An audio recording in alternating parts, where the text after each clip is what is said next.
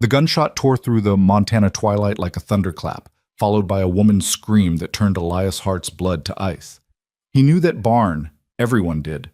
Marcus Cole's territory, the kind of place decent folk avoided after dark.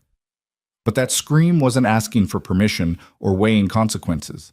It was pure terror, raw and desperate, cutting through every rumor and warning Elias had ever heard.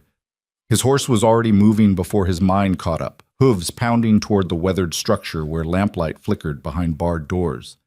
Someone was trapped, someone was dying, and Elias Hart was about to make a choice that would shatter everything he thought he knew about courage. If you're drawn to stories of ordinary people finding extraordinary courage in the darkest moments, stay with us until the end. Hit that like button and comment below with your city. I want to see how far this story travels. Now let's begin. The autumn of 1878 settled over Montana territory like a held breath. The aspens had turned to gold along the creek beds, and the wind carried the sharp promise of winter down from the mountains. It was the kind of evening that made a man grateful for solid walls and a warm fire, the kind of evening when sensible folks stayed home. Elias Hart had never claimed to be particularly sensible. At 26, he'd carved out a modest spread in the shadow of the Tobacco Root Mountains, 300 acres of stubborn land that fought him for every blade of grass. His cabin was small, his herd smaller, but they were his. Every fence post, every stone in the foundation, every scar on his hands told the story of a man who'd built something from nothing and wasn't inclined to apologize for it. He was mending tack in the failing light when he heard it. The gunshot came first, a flat crack that echoed off the mountain face and sent a flock of crows exploding from the cottonwoods. Elias's hand stilled on the leather, his body going quiet the way it did when something was wrong. In this country, gunshots weren't unusual. Hunting, varmints, target practice, all part of the rhythm of frontier life. But then came the scream. It was a woman's voice, high and sharp with terror, and it came from the direction of the old Clausen barn. Except it wasn't the Clausen barn anymore. Hadn't been for nearly 2 years. Marcus Cole owned it now, along with the 160 acres that surrounded it. Cole, who'd appeared in the territory with money nobody could quite account for, and an appetite for land that never seemed satisfied. Cole, who smiled with his mouth but never his eyes, who bought drinks at the saloon and foreclosed on his neighbors with equal ease. Cole, who everyone said was best left alone. The scream came again, and Elias was moving. He didn't saddle his mare, no time for that. He grabbed her bridle, swung himself onto her bare back with a fistful of mane, and kicked her into a gallop before his mind fully registered what he was doing. The rational part of his brain, the part that had kept him alive through 3 Montana winters and countless close calls, was shouting warnings. This isn't your business. Cole's dangerous. You don't know what's happening. Could be anything. Could be nothing. But that scream hadn't been nothing. The distance between his property and the barn was maybe half a mile across open range. His mare ate it up in great lunging strides, her hooves drumming against the hard earth. The sun had dropped below the western peaks, leaving the sky bruised purple and orange, and in that uncertain light, Elias could see the barn rising like a dark monument against the fading day. The structure had been built by Otto Clausen back in '73, a massive thing of hand-hewn logs that had taken the old German farmer and his sons an entire summer to complete. Elias had helped with the raising, along with half the men in the valley. It had been a good day, one of those rare occasions when the scattered homesteaders came together, when the work was hard but the company was good, when you remembered why you'd come to this hard country in the first place. That was before Otto's wife took sick, before the medical bills, before Marcus Cole appeared with cash money and sympathetic words and papers that somehow transferred the deed to his name, while Otto and his boys packed their wagon and headed back east, their faces hollow with defeat. The barn looked different now, darker somehow, though Elias couldn't say why. The lamplight visible through the gaps in the logs seemed sickly and wrong. He was 50 yards out when he saw that the main door was barred from the outside. A thick beam of timber, the kind used for serious security, had been dropped across the door handles, effectively sealing whoever was inside. Elias's jaw tightened. You didn't bar a barn from the outside unless you wanted to trap something, or someone. He pulled his mare up hard and slid off her back while she was still moving. His boots hit the ground running, and he covered the last 20 yards at a sprint. Up close, he could hear voices inside, a man's, low and cruel, and a woman's, pleading. "Please," she was saying, "please, I'll sign whatever you want, just don't—" The sound of a blow cut her off. Flesh on flesh, brutal and unmistakable. Something crashed inside, wood splintering. Elias grabbed the beam with both hands. It was heavy, green oak, still damp with sap, and it took all his strength to lift it free. The moment it came loose, he threw it aside and grabbed the door handle. It stuck. He yanked harder, putting his shoulder into it, and the door suddenly gave way with a shriek of protesting hinges. Elias stumbled forward into lamplight, in chaos. The barn's interior was a maze of shadows and golden light. Stalls lined both walls, most of them empty, and the floor was strewn with old straw that rustled underfoot. In the center of the space, beneath a hanging oil lamp that swung slightly on its chain, stood Marcus Cole. Cole was a big man, barrel-chested and thick-armed, with a face that might have been handsome if not for the coldness in his pale eyes. He wore a black suit despite the setting, impeccably tailored, with a gold watch chain gleaming across his vest. His right hand held a revolver, pointed casually downward. His left hand was clenched in a fist, and Elias could see blood on his knuckles. On the floor at his feet, crumpled against an overturned crate, was a woman. She was young, maybe 22 or 23, with dark hair that had come loose from its pins and hung in tangled waves around her face. Her dress was torn at the shoulder, and blood ran from her split lip down her chin, dripping onto the white lace of her collar. But it was her eyes that caught Elias. Dark eyes, wide with terror, but not empty, not beaten, not yet. For a moment nobody moved. Then Marcus Cole smiled. It was a politician's smile, all teeth and no warmth. "Well now," Cole said, his voice smooth as oil. "Elias Hart. Didn't expect company this evening. I'm afraid you've caught us at an inconvenient moment." Elias kept his eyes on the gun in Cole's hand. His own revolver was back at his cabin, hanging on a peg by the door, utterly useless.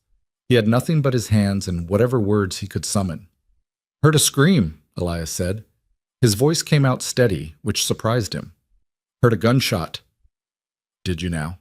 Cole's smile didn't waver. "Well, as you can see, everything's under control here. Just a private business discussion. Nothing that concerns you."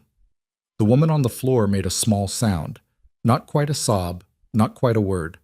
Her eyes found Elias's, and in them he saw a desperate plea.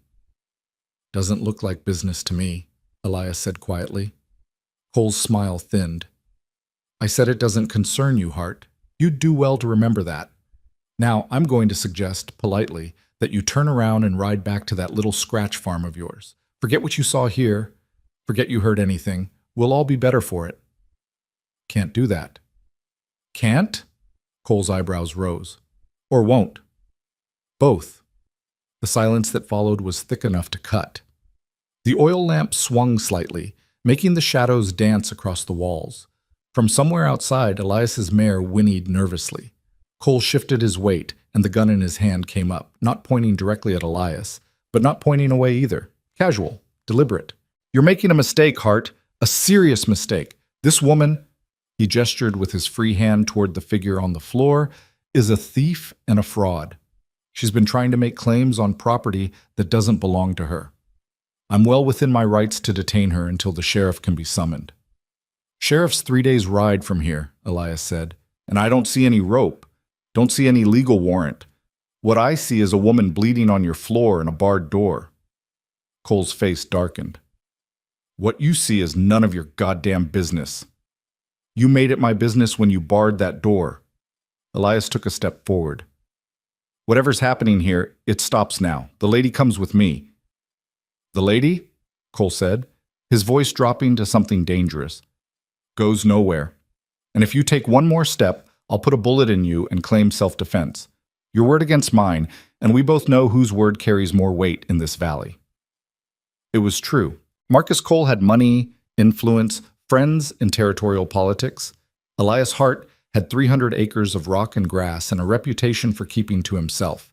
If it came down to a legal fight, there was no contest. But Elias had spent 3 years in this country learning that sometimes the law was a luxury you couldn't afford. Sometimes you had to make your own justice and live with the consequences. He took another step forward. Cole's thumb moved to the hammer of his revolver. Last warning, Hart. Let her go. You're a fool. Been called worse. For a heartbeat, Elias thought Cole would shoot. He could see the calculation in the man's eyes, weighing risks and benefits, measuring the cost of a killing against the inconvenience of a witness. The moment stretched like wire drawn too tight. Then the woman moved. She'd been so still that Elias had almost forgotten she could move, but now she lunged sideways with desperate speed, grabbing a piece of broken crate and hurling it at Cole's gun hand. It was a wild throw, uncoordinated, but it caught Cole by surprise. He jerked back instinctively, and the revolver barked, deafeningly loud in the enclosed space, sending a bullet into the barn's roof. Elias didn't think. He charged. He covered the space between them in 3 long strides and hit Cole like a battering ram, driving his shoulder into the bigger man's chest. They went down together in a tangle of limbs and fury, crashing into the straw. The gun went flying, spinning away into the shadows. Cole was strong, stronger than Elias expected. He got a hand around Elias's throat and squeezed, his face contorted with rage. Elias drove a fist into his ribs, once, twice, feeling something give. Cole's grip loosened and Elias tore free, rolling away and coming up in a crouch. They faced each other across 3 feet of straw-littered floor, both breathing hard. "You're a dead man," Cole snarled. Blood ran from his nose, dark in the lamplight. "You hear me? Dead." "Not tonight." Cole lunged, but he was off balance, angry, telegraphing his moves. Elias sidestepped and brought his fist around in a short, sharp arc that connected with Cole's jaw. The impact jarred up Elias's arm to his shoulder, but Cole went down like a felled tree, hitting the floor hard enough to raise dust. He didn't get up. For a long moment, Elias stood over him, his chest heaving, his knuckles screaming. He became aware of sounds, his own ragged breathing, the creak of the lamp chain, and behind him, a soft sobbing. He turned. The woman had pulled herself to her feet, one hand braced against the wall for support. She was shaking violently, her whole body trembling like a leaf in a high wind. The blood on her face looked black in the lamplight. "Ma'am?" Elias said softly. He held out a hand, careful not to move too quickly. "You're safe now. I'm going to get you out of here." She stared at him with eyes that had seen too much, and for a moment he thought she might bolt.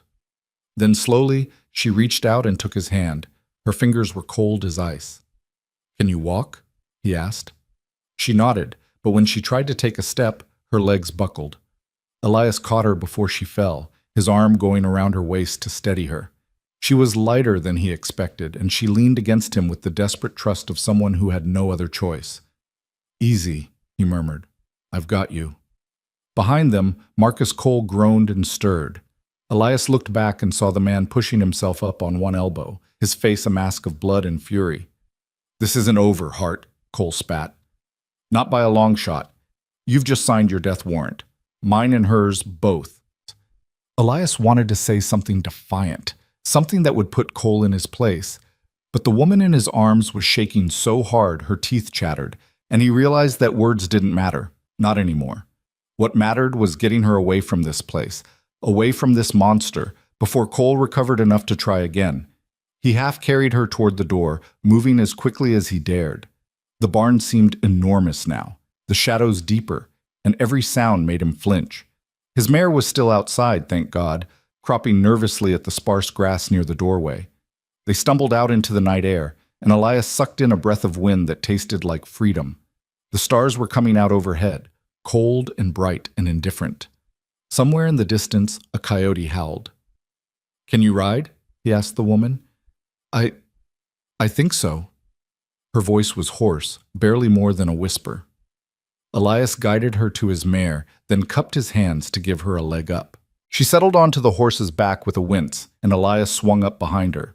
The mare shifted under their combined weight, but held steady. "Where?" the woman started to say.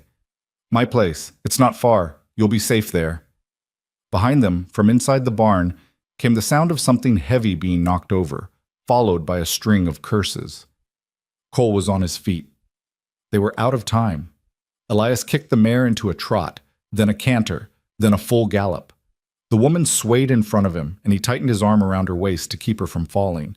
She didn't protest. She just leaned back against him and let him carry her into the darkness. The ride back to his cabin passed in a blur of pounding hooves and rushing wind. Elias kept expecting to hear pursuit, gunshots, shouting, the thunder of horses, but there was nothing. Just the night and the stars and the woman trembling in his arms. When his cabin finally appeared, a dark shape against the darker bulk of the mountains, Elias felt something loosen in his chest. He slowed the mare to a walk for the last 100 yards, then stopped in front of his door and slid down. The woman swayed dangerously, and he reached up to help her dismount. "Easy," he said again. "We're here." She let him lift her down, and he was struck again by how light she was, how fragile. Up close, he could see the damage more clearly, the split lip, the darkening bruise across her cheekbone, the torn dress. But he could also see the set of her jaw, the way she held herself upright despite everything. This was a woman who'd been beaten but not broken. "I need to see to my horse," Elias said. "Can you stand?" She nodded, and he released her carefully. She swayed but stayed upright, one hand braced against the cabin wall. Elias led his mare to the small corral behind the cabin and quickly stripped off her bridle. She'd earned her grain tonight, and then some. When he returned to the cabin, the woman was exactly where he'd left her, still standing, still upright, waiting. Elias opened the door and gestured inside. "Please." She hesitated for just a moment, then stepped across the threshold. Elias followed, leaving the door open to catch what little moonlight there was. His cabin was simple. A single room with a stone fireplace, a rough-built bed in one corner, a table and 2 chairs. Shelves holding his meager possessions. It wasn't much, but it was clean, and it was his. He moved to the fireplace and began building up the banked coals, adding kindling until small flames licked to life. The light grew, pushing back the shadows, and in its warm glow he could finally see the woman properly. She was beautiful, he realized with a start.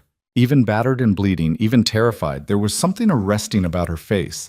High cheekbones, a strong nose, a mouth that looked like it was made for both laughter and defiance.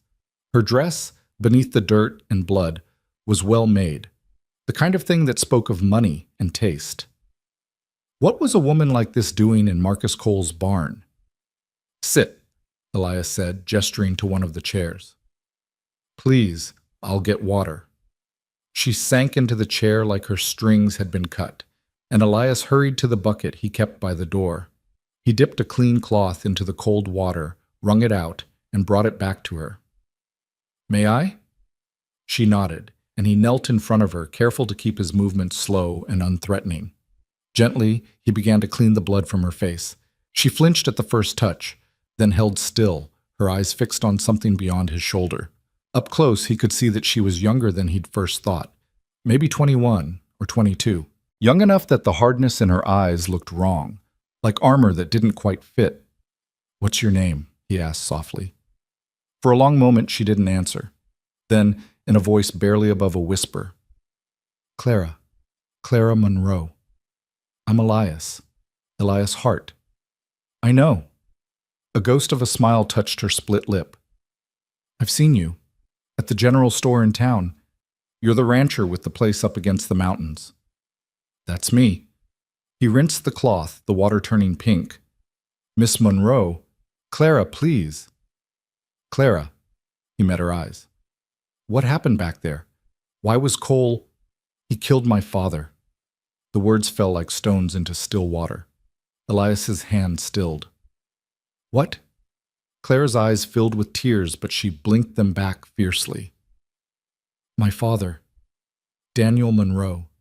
He owned the ranch adjacent to Cole's, the one with the good water rights and the timber. Cole wanted it badly, but father wouldn't sell, so Cole—" Her voice broke. "He made it look like an accident. A riding accident. But I know what he did." Elias sat back on his heels, his mind racing. Daniel Monroe. He remembered the name vaguely. A quiet man, kept to himself, had arrived in the territory maybe 4 years back. Elias had never met him personally, but he'd heard the man was a widower, had a daughter back east finishing her schooling. When did this happen? 6 months ago. I came out as soon as I got the telegram, but by the time I arrived, Cole already had his hooks in everything. He claimed father owed him money, had documents to prove it. The sheriff— Her mouth twisted bitterly. The sheriff said there was nothing he could do without proof of fraud. And tonight? Clara's hands clenched in her lap. I found something. Letters hidden in Father's things. Letters that prove Cole forged the debt documents. Letters that show Father discovered something on the land. Mineral deposits, I think. Something valuable. Cole found out I had them. He came to the house this afternoon with 2 of his men. I ran. I thought I could hide in the old Clausen barn until I could get to the territorial marshal in Helena, but he followed me. He barred the door and... She stopped, swallowing hard. He said I could sign over the ranch voluntarily, or he'd make me sign, one way or another. Elias felt something cold and hard settle in his gut. This was worse than he'd thought, much worse. Cole wasn't just a bully or a land grabber, he was a murderer, and Clara Monroe was the only thing standing between him and everything he wanted. Where are the letters now? Hidden, back at the ranch. I didn't dare bring them with me. If Cole found them on me, I'd have nothing left to bargain with. Elias stood and moved to the window, looking out into the darkness. His mind was working through possibilities, discarding options, weighing risks. Cole knew where Elias lived. Cole had resources, men, influence. If he wanted Clara dead, and he clearly did, it would only be a matter of time before he came calling. But if they could get those letters, if they could get them to someone who mattered, the territorial marshal, a federal judge, someone beyond Cole's reach, then maybe Clara had a chance. Maybe they both did. How far is your ranch from here? 8 miles? Maybe 9. And you're sure the letters are safe? Hidden in a place only I know. My father showed me years ago when I was just a girl, a space behind a loose stone in the fireplace. Clara stood, moving to join him at the window. But I can't go back there alone. Cole will be watching. You won't go alone. The words were out before Elias fully registered making the decision. I'll go with you. She turned to look at him, her eyes searching his face. Why? You don't know me. You don't owe me anything. If you help me, Cole will come after you too.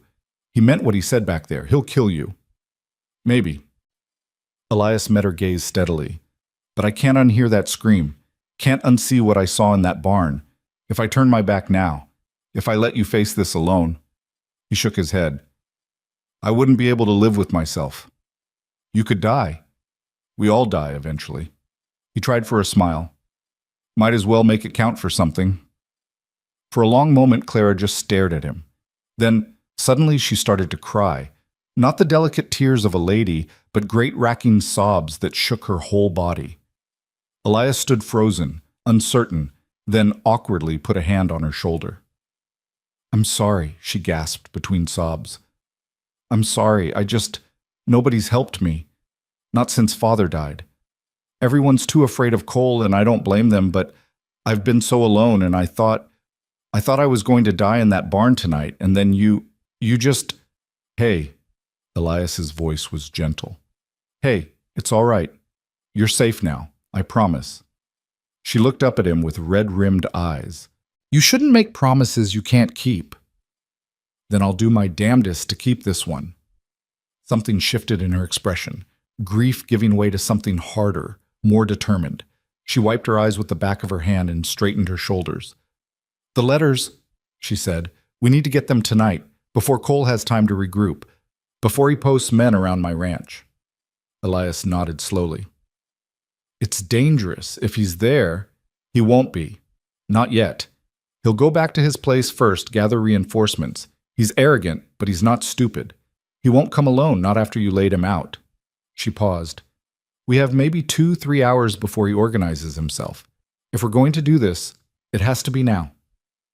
Every instinct Elias had screamed that this was madness. Riding into the night to break into a ranch that might already be under surveillance, hunting for letters that might or might not prove anything, all on the word of a woman he'd met less than an hour ago. It was the kind of thing that got men killed. But then he remembered the sound of that scream, remembered the blood on Clara's face and the gun in Cole's hand, remembered the cold calculation in the man's eyes. Some things were worth the risk. All right, he said, we go tonight, but we do this smart.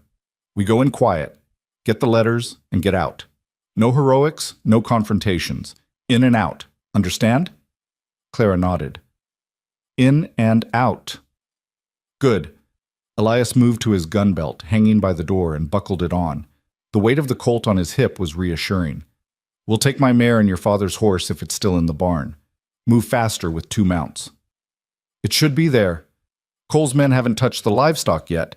They're waiting until the property is legally transferred. Her voice dripped sarcasm on the word legally. Elias checked his revolver, ensuring it was loaded, then grabbed his rifle from above the door. Clara watched him with an expression he couldn't quite read. You really mean to do this, she said. It wasn't quite a question. I really mean to do this. Even though you could die? Even though. She was quiet for a moment, then, thank you. I know those words aren't enough, but thank you. Elias looked at her, this brave, broken woman who'd been through hell and was preparing to walk back into it, and felt something shift in his chest. Something he didn't have a name for yet. Thank me when we're both still breathing tomorrow, he said. They left the cabin 5 minutes later, moving into the Montana night with nothing but moonlight to guide them and the fragile hope that they might survive until dawn. The ride to the Monroe Ranch took them across open range and through stands of pine that whispered secrets in the wind. Elias rode with every sense alert, scanning the darkness for any sign of movement, any hint that they weren't alone. Beside him, Clara sat her father's horse with the ease of someone who'd grown up in the saddle, despite her Eastern schooling. They didn't speak. Words seemed dangerous somehow, as if they might carry on the wind and betray their presence to watching eyes. The ranch house appeared as they crested a low rise, a sturdy 2-story structure built of logs and stone with a wide porch and shuttered windows. Beside it stood a barn and a smaller outbuilding, probably a bunkhouse or equipment shed. In the moonlight, it looked peaceful, almost serene, but Elias felt the hair on the back of his neck stand up. Something's wrong, he murmured. Claire had gone rigid in her saddle. The lamp in the parlor window, it's lit. Elias followed her gaze and saw it, a dim glow visible through one of the downstairs windows. You didn't leave it burning? No. I left hours before dark. Everything was shuttered and dark. They sat their horses on the rise, neither moving, both staring at that telltale light. Someone was in the house. The question was, who? Could be Cole's men, Elias said quietly. Posted as guards. Could be. Clara's voice was tight. Or it could be a trap. Either way, we need those letters. Either way, she agreed. They dismounted and tied their horses to a pine tree, far enough from the house that they wouldn't spook and give them away. Elias checked his Colt again, more for reassurance than necessity, and Clara produced a small derringer from somewhere in her skirts. Can you use that? Elias asked. Father taught me. Her smile was grim. He said a woman alone needed to be able to protect herself. Smart man, Elias thought. Pity he hadn't been able to protect himself from Marcus Cole. They approached the house from the side, using the outbuildings for cover, moving slowly enough that their footsteps made no sound on the hard earth. The night was alive with small noises. Wind in the eaves, an owl hunting somewhere in the distance, the creak of settling wood. Any one of them could mask the sound of waiting men. They reached the side of the house and pressed themselves against the wall. The window above them was dark, but they could hear something from inside, voices, low and indistinct. Elias looked at Clara and mouthed, "How many?" She held up 2 fingers, then shrugged. Maybe 2, maybe more. He gestured toward the back of the house, and she nodded. They crept along the wall until they reached a door, the kitchen entrance, Clara indicated with a hand signal. She reached for the latch, testing it carefully. It was unlocked. Of course it was. Why lock doors when you're waiting in ambush? Clara eased the door open an inch at a time, wincing at every tiny squeak of the hinges. The kitchen beyond was dark and silent. Elias slipped through first, his gun drawn, sweeping the room. Empty. Clara followed, and together they moved through the kitchen into a narrow hallway that ran toward the front of the house. The voices were clearer now. 2 men, definitely, maybe 3. Don't know what Cole's so worried about, one of them was saying. She's just a girl. She ain't gonna cause no trouble. You didn't see her face when she found them letters, another voice replied. She looked like she wanted to gut him. Cole's smart to want her dealt with permanent-like. Claire's hand found Elias's arm, her fingers digging in hard. He could feel her shaking, not with fear, he realized, but with rage. "Parlor," she whispered, her lips barely moving. "Fireplace is there." Elias nodded. The parlor was where the light was, where the men were, and where, presumably, the letters were hidden. They had to get past 2, possibly 3, armed men, retrieve the letters from their hiding place, and get out without being seen or shot. The odds weren't good, but they were the only odds they had. Elias leaned close to Clara's ear. "Can you get to the fireplace without being seen?" "There's a connecting door from the study. If I can get to the study, I can slip in while they're distracted." "How am I supposed to distract 2 armed men?" Her smile was fierce. "You'll think of something." Before he could argue, she was moving, gliding silently down the hallway toward a door on the right. Elias watched her disappear into the darkness, then turned his attention to the parlor. The door was half open, spilling lamplight into the hall.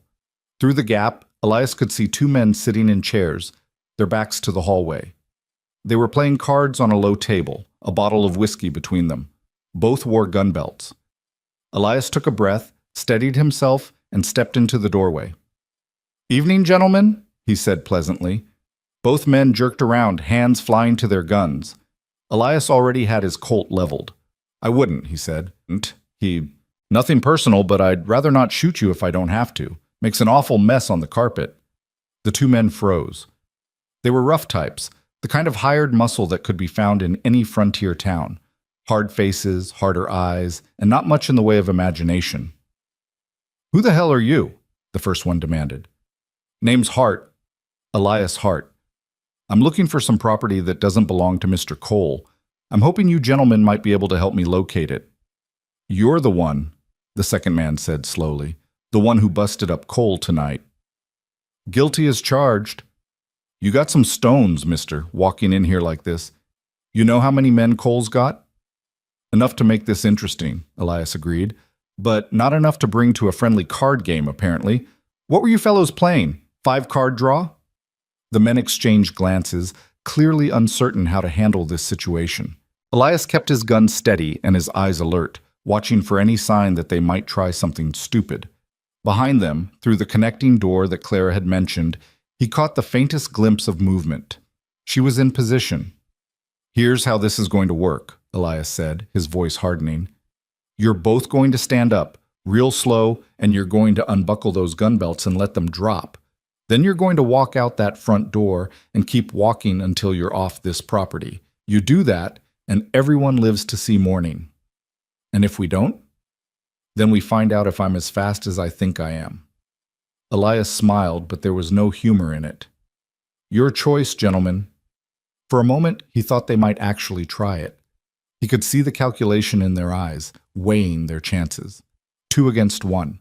Their guns already holstered, his already drawn. Not impossible odds, but not good ones either. The first man must have been the smarter of the 2 because he raised his hand slowly and stood. "All right," he said. "All right, we're going. Ain't worth dying over." The second man looked like he wanted to argue, but his partner shot him a warning glance. Reluctantly, he stood as well. "Gun belts," Elias reminded them. They unbuckled their belts and let them fall with a clatter. Behind them, Elias saw Clara's hand emerge from behind the connecting door, reaching toward the fireplace. She was working at something, her movements quick and precise. "Now walk," Elias said. "Front door, nice and easy." The men moved toward the door, their movements slow and deliberate. Elias backed up to give them room, his gun never wavering. They passed him single file, their eyes full of resentment but their hands empty. The front door opened and closed. Footsteps crossed the porch, then faded into the night. Elias waited, counting to 10, before he allowed himself to lower his gun. "Clara!" She emerged from the parlor, her face flushed with triumph, a small leather envelope clutched in her hands. "Got them," she said breathlessly. "All of them. Letters, documents, everything Father hid." "Then let's get the hell out of here before those 2 find their courage." They ran. Out through the kitchen, across the yard, past the outbuildings to where their horses waited. Elias untied them, with hands that shook just slightly from the aftermath of adrenaline, and they mounted up just as shouting erupted from the direction of the ranch house. The 2 men had found their courage after all. Or maybe reinforcements. "Ride!" Elias shouted. They kicked their horses into a gallop and thundered into the night, the leather envelope with its precious cargo pressed safely against Clara's chest. Behind them, gunshots cracked like breaking branches, but they were already too far, already swallowed by darkness and distance. They rode hard for an hour before Elias felt safe enough to slow. His mare was lathered and blowing, and Clara's horse wasn't much better. They found a small creek and stopped to let the animals drink and rest. Clara dismounted on shaking legs and sank down onto a fallen log. In the moonlight, her face was pale but determined. "We did it," she said wonderingly. "We actually did it." Elias tied off the horses and came to sit beside her. Now that the danger had passed, he felt exhaustion crashing over him in waves. His hands were shaking, his heart still racing. "What's in those letters?" he asked. Clara opened the envelope carefully and drew out several pieces of paper. Even in the dim light, Elias could see they were covered in neat handwriting. "Father's correspondence with a surveyor," Clara said softly, scanning the pages. "The surveyor found copper deposits on the ranch, high-grade ore, worth a fortune. Father was planning to file the mining claims, but he wanted to be sure of his legal rights first. He wrote to a lawyer in Helena. These are the lawyer's responses. They prove Father owned the land free and clear. They prove Cole's debt documents are forgeries. And there's more." She flipped to another page.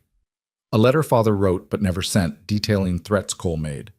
Threats to kill him if he didn't sell." Elias let out a long breath. "That's enough to hang him, more than enough. If we can get it to someone who'll listen." Clara looked at him, her eyes fierce in the moonlight. "Cole has friends, powerful friends. The sheriff won't move against him without orders from above." "Then we go above." Elias stood, his mind already working through the logistics. "Helena's a week's ride from here. The territorial marshal has jurisdiction over murder cases. We take this to him. Cole won't be able to bribe or threaten his way out." "A week." Clara stood as well. "Cole will come after us before then. He'll hunt us. Let him try." Elias checked his rifle, his jaw set.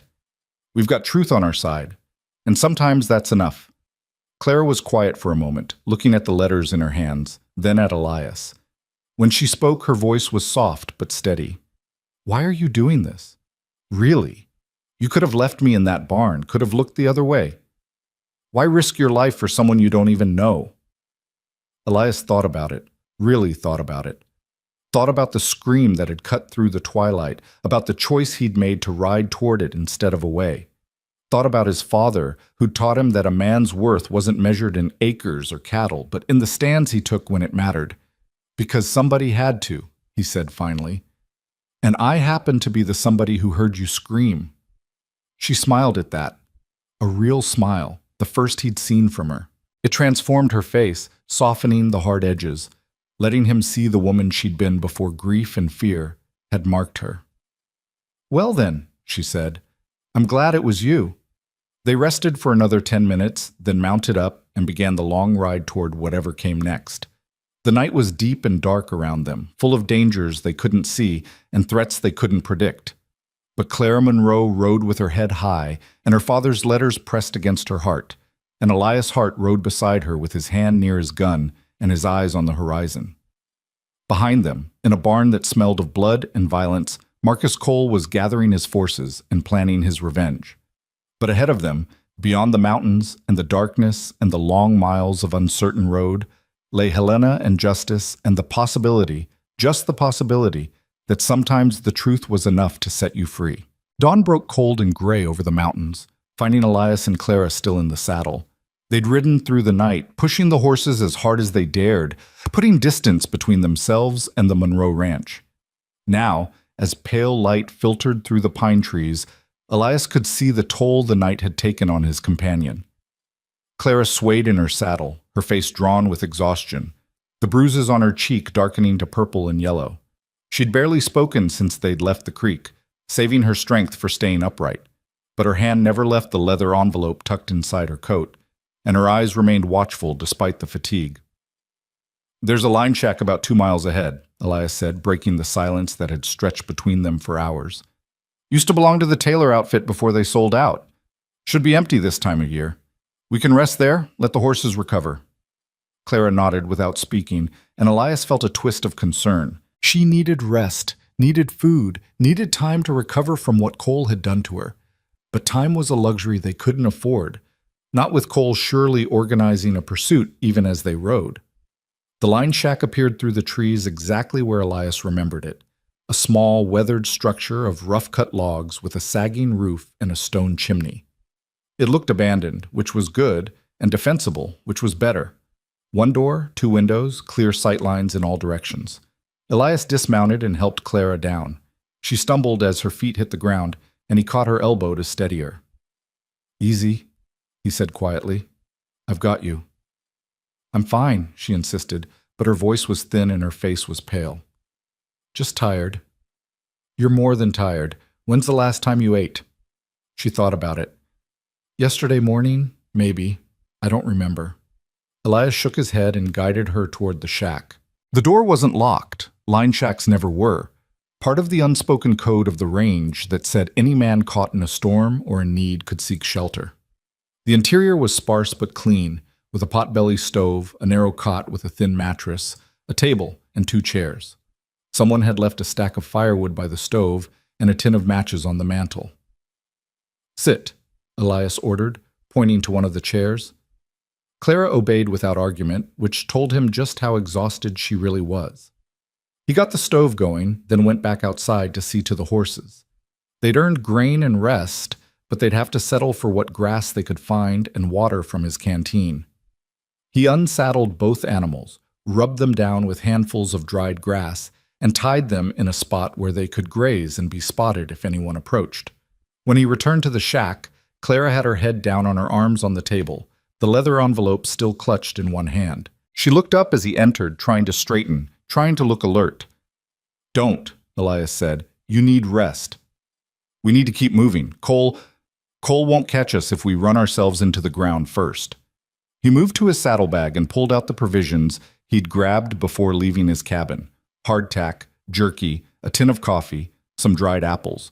Not much, but enough to keep them going. "Eat something, then you can sleep for a few hours while I keep watch." "I can't ask you to chow." "You're not asking, I'm telling." He set the food on the table and poured water from his canteen into a battered pot, setting it on the stove to heat. "We've got maybe a day's head start on Cole, probably less. But pushing on without rest will just make us sloppy, and sloppy gets people killed." Clara looked at the food, then at Elias, and something in her expression softened. "You're very bossy for someone who just met me 12 hours ago." 12 hours of getting shot at and breaking into houses tends to create a bond. He allowed himself a small smile. "Now eat. That's an order." She picked up a piece of jerky and bit into it, chewing slowly. Color began to return to her face as the food hit her system. Elias made coffee with the hot water, strong and black, and handed her a tin cup full of it. "Thank you," she said quietly, "for everything. I know I said it before, but I need you to understand. What you did, coming into that barn, risking your life for a stranger, most men wouldn't have done that." "Most men aren't worth knowing, then." She smiled at that, a real smile that reached her eyes. "My father would have liked you. He always said the measure of a man wasn't what he owned, but what he was willing to sacrifice for what was right." Sounds like a wise man. He was. Her smile faded. He was also stubborn and proud, and it got him killed. If he'd just sold the ranch when Cole first made his offer, if he just walked away instead of trying to fight, then Cole would have won. And men like Cole always want more. Today it's your father's ranch. Tomorrow it's someone else's. Someone has to stand up to them eventually.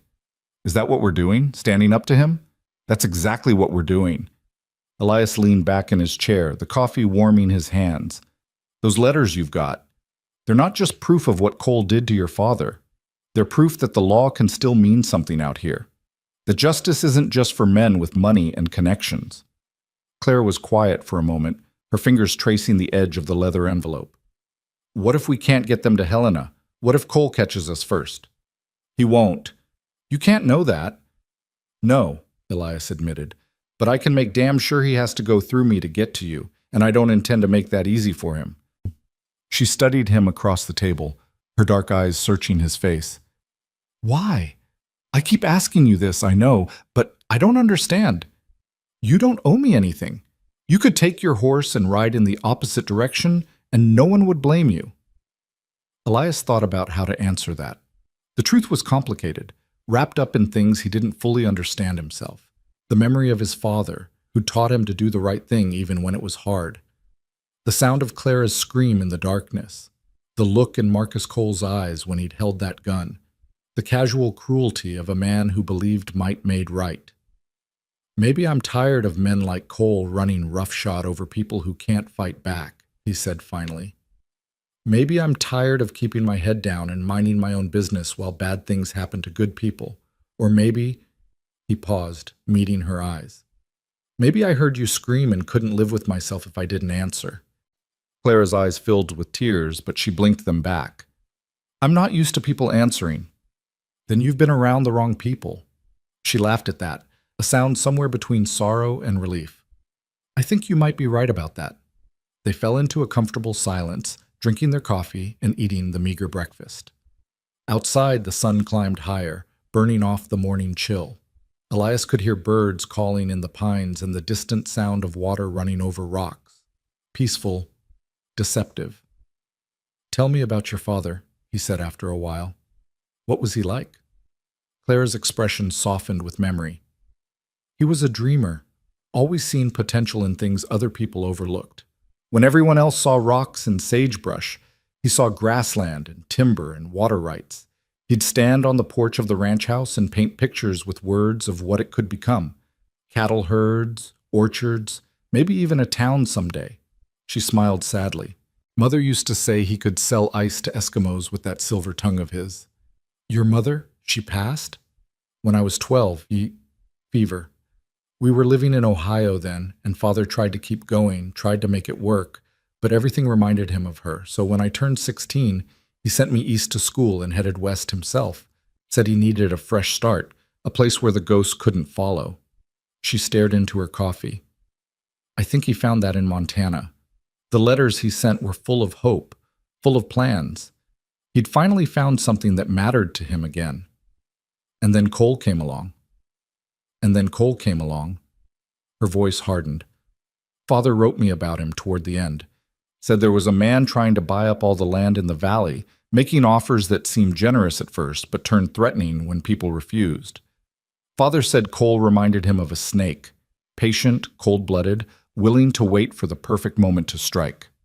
Sounds about right. But the last letter I got from Father, he said he'd discovered something important on the land. He didn't say what, just that it might change everything, might make the ranch worth real money. He said he was being careful, that he'd hired a surveyor and a lawyer, that he was doing everything by the book. Clara's hands tightened around her cup. 3 weeks later, I got a telegram saying he'd been thrown from his horse. Broken neck, dead before anyone found him. You didn't believe it was an accident. Father was the best rider I ever knew. He could stick to a horse's back through anything. And the horse they said threw him, Ranger, was the gentlest animal in the stable. Father rode him because he was dependable, steady. Ranger wouldn't spook at a rattlesnake, let alone throw his rider for no reason. What happened to the horse?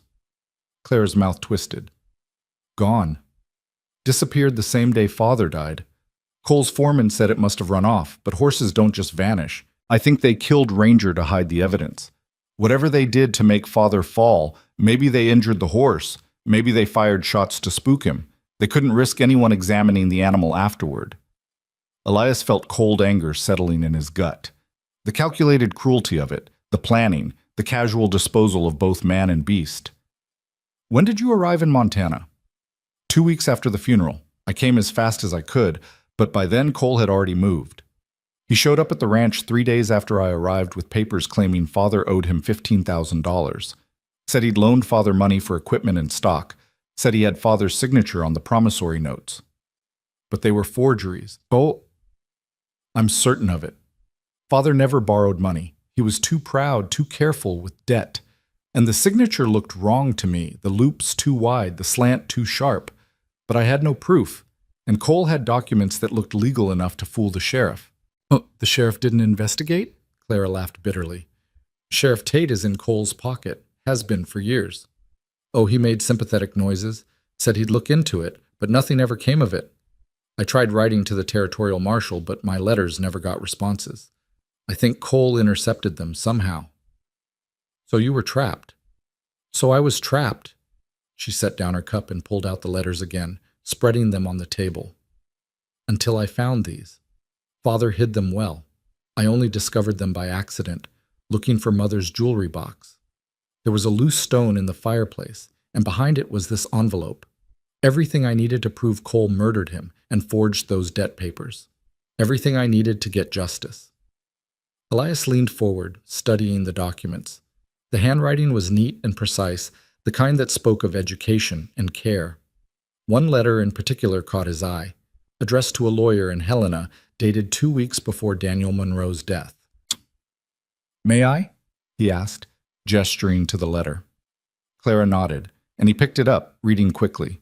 The contents made his blood run cold.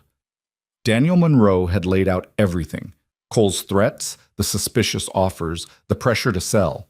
He'd documented dates, quoted conversations, built a careful case, and at the bottom, in urgent script, was a warning. "If anything happens to me, Marcus Cole is responsible.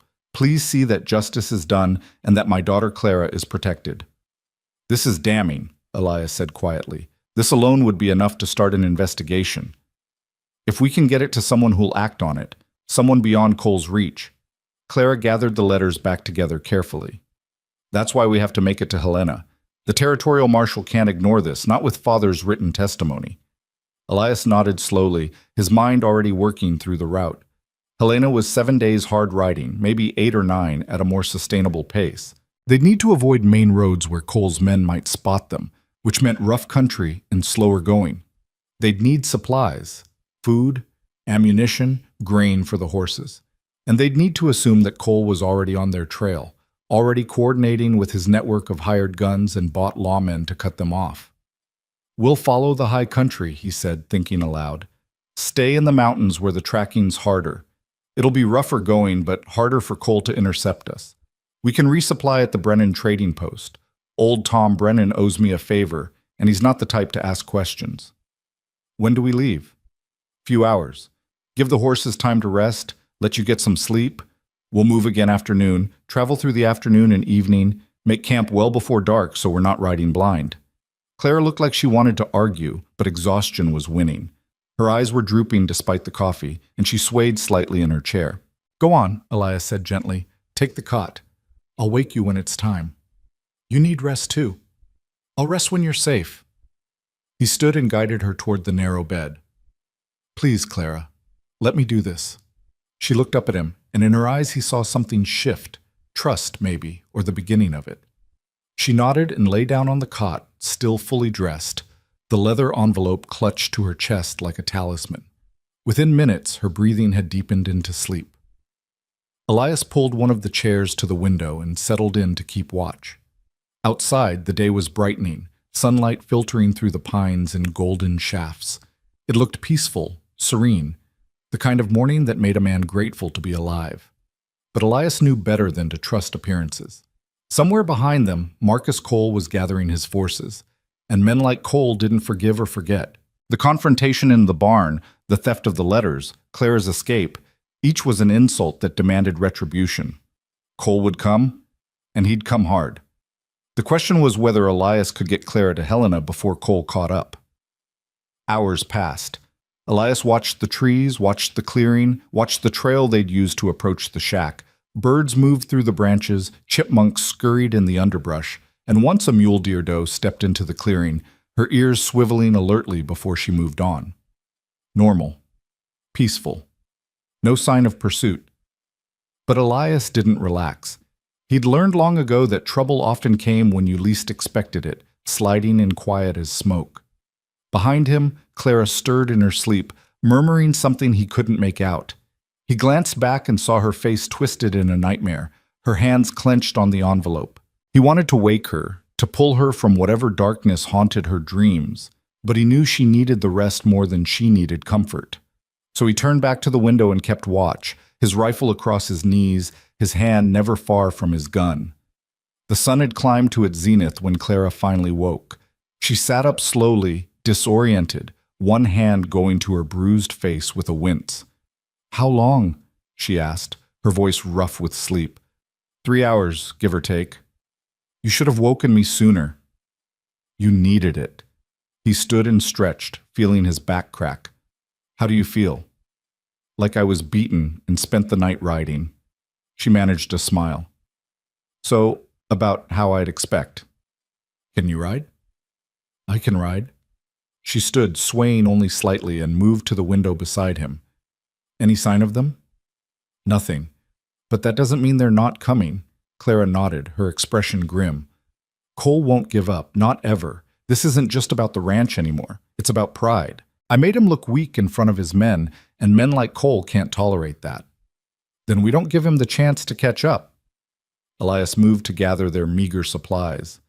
"We ride hard for the Brennan trading post, get what we need, and push on toward the high passes. With luck, we'll be in Helena before Cole even knows which direction we went." "And without luck?" Elias checked his rifle, his jaw set. "Without luck, we make him regret following us." They left the line shack 20 minutes later, riding into the afternoon sun. The country opened up before them, vast and beautiful, and utterly indifferent to human struggle. Mountains rose like blue shadows on the horizon, their peaks still touched with snow despite the season. Pine forests gave way to meadows where the last wildflowers bloomed in defiant splashes of color. Clara rode beside him, her posture straighter now, some of the fear burned away by rest and resolve. They didn't talk much. Words seemed unnecessary somehow, and the horses needed their attention on the rough trail. But the silence between them was comfortable, the kind that came from shared danger and mutual trust. As the afternoon wore on, Elias found his thoughts drifting. He'd lived alone for 3 years now, carved out his little piece of Montana with nothing but his hands and his will. He told himself he was content, that the solitude was a blessing, that he didn't need anyone else to make a life worth living. But riding beside Clara, watching the way she sat her horse with unconscious grace, seeing the determination in her eyes and the strength in the set of her shoulders, he realized he'd been lying to himself. There was something powerful about having someone to fight for, someone whose safety mattered more than his own comfort. It was dangerous, that feeling. Dangerous because it made him reckless, made him willing to take risks he'd never take for himself alone. But it was also exhilarating, like standing at the edge of a cliff and feeling the wind try to push you over. "What are you thinking about?" Clara asked, breaking the silence. "How different everything was yesterday morning." She smiled. "Yesterday morning I thought I was going to die. Today I'm riding through the most beautiful country I've ever seen, with a man who risked his life to save mine. I'd say things have improved. Even with Cole hunting us? Even with that." She looked at him seriously. "Whatever happens, Elias, I want you to know I'm grateful. Not just for the rescue, but for believing me, for not dismissing my story or telling me to accept my losses and move on. You gave me hope when I had none left." "Hope's dangerous," Elias said. "It can keep you fighting when you should surrender. Or it can keep you alive when surrender means death." Clara reached across the space between their horses and touched his arm briefly. "I choose hope." Before Elias could respond, his mare's ears swiveled forward and she snorted nervously. He raised a hand, signaling Clara to stop, and they both fell silent, listening. There, the faint sound of hooves on rock coming from behind them. Multiple horses, moving fast. "Damn," Elias breathed. "They found our trail." Clara's face went pale, but her voice stayed steady. "How far?" "Hard to say. Maybe a mile, maybe less. Sound carries strange in the mountains." He scanned the terrain, looking for options. They were in relatively open country, a long valley between two ridges with sparse cover. Running would just exhaust their horses, and trying to hide would be futile once the pursuers got close enough to see their tracks, which left fighting. "There," he said, pointing to a jumble of boulders about 200 yards to their left. "Natural fort. We can make a stand there, try to drive them off. And if there are too many, then we make them pay for every inch." He kicked his mare into a canter. "Come on!" They raced for the rocks, their horses' hooves throwing up clods of dirt and stone. Behind them, the sound of pursuit grew louder. Shouts echoed off the valley walls. Cole's men had spotted them. Elias and Clara reached the boulders and dismounted in a scramble, pulling their horses behind the largest rocks for shelter. Elias grabbed his rifle and a box of ammunition from his saddlebag, then took up position behind a waist-high stone that offered both cover and a clear field of fire. Clara crouched beside him, her derringer in her hand, her face set with determination. "How many do you think?" she asked. Elias squinted at the approaching riders. 5, maybe 6 men, pushing their horses hard. Too many for comfort, but not impossible. "Enough to be a problem. You know how to reload that pistol?" "Father taught me." "Good. Don't fire unless you have a clear shot, and don't waste ammunition. We need to make every bullet count." The riders came on, closer now, close enough that Elias could make out individual faces. He recognized Cole's foreman, a brutal-looking man named Craddock, and beside him rode the 2 guards they'd humiliated at the Monroe Ranch. The others were strangers, probably hired guns pulled from whatever holes Cole kept such men in. They pulled up about 100 yards out, just beyond easy rifle range, and sat their horses in a loose line. Craddock raised a hand and the shooting stopped. "Hart," he called out. "Hart, I know you're in there. Cole wants to talk." "Nothing to talk about," Elias shouted back. "Turn around and ride out." "Can't do that. The lady's got property that belongs to Mr. Cole. You hand it over, and we'll let you both ride away peaceful-like." Clara made a sound of disgust. "They're lying. I know." Elias never took his eyes off the men. "Craddock, Cole tried to murder Miss Monroe. We've got proof, papers that'll hang him. We're taking them to Helena, to the marshal." A long silence. Then Craddock laughed, the sound carrying clearly across the distance. "That's a good story, Hart. Real good. But you and I both know how this ends. Cole's got friends in Helena, too. Your proof won't mean shit. Now be smart. Throw out those papers and ride away while you still can." "Go to hell, Craddock." Another silence, this one tenser. Then Craddock turned and said something to the men with him. They spread out, forming a rough semicircle, their rifles coming up. "Last chance, Hart." Elias's answer was to level his rifle and put a bullet into the ground 2 feet in front of Craddock's horse. The animal reared, nearly throwing its rider, and the other men scattered for cover. "That's my last chance," Elias called. "Next one's not a warning." For a moment he thought they might charge anyway, might try to overrun the position through sheer numbers. But Craddock was smarter than that. He'd seen Elias shoot, and he knew that assaulting a fortified position was a good way to lose men. "All right, Hart," Craddock yelled. "You want to play it this way? We'll play. But you can't stay in those rocks forever. You got no food, no water. We can wait you out." "Then start waiting," Elias shouted back. The men pulled back to a safer distance and dismounted, taking positions behind whatever cover they could find. A standoff. Not ideal, but better than a firefight. Clara touched Elias's arm. "What do we do now?" "We wait. See if they're patient enough to actually sit there, or if they'll get bored and try something stupid." He glanced at the sun, gauging the time. "Few more hours until dark. If we can hold them until then, we might be able to slip away." "Might."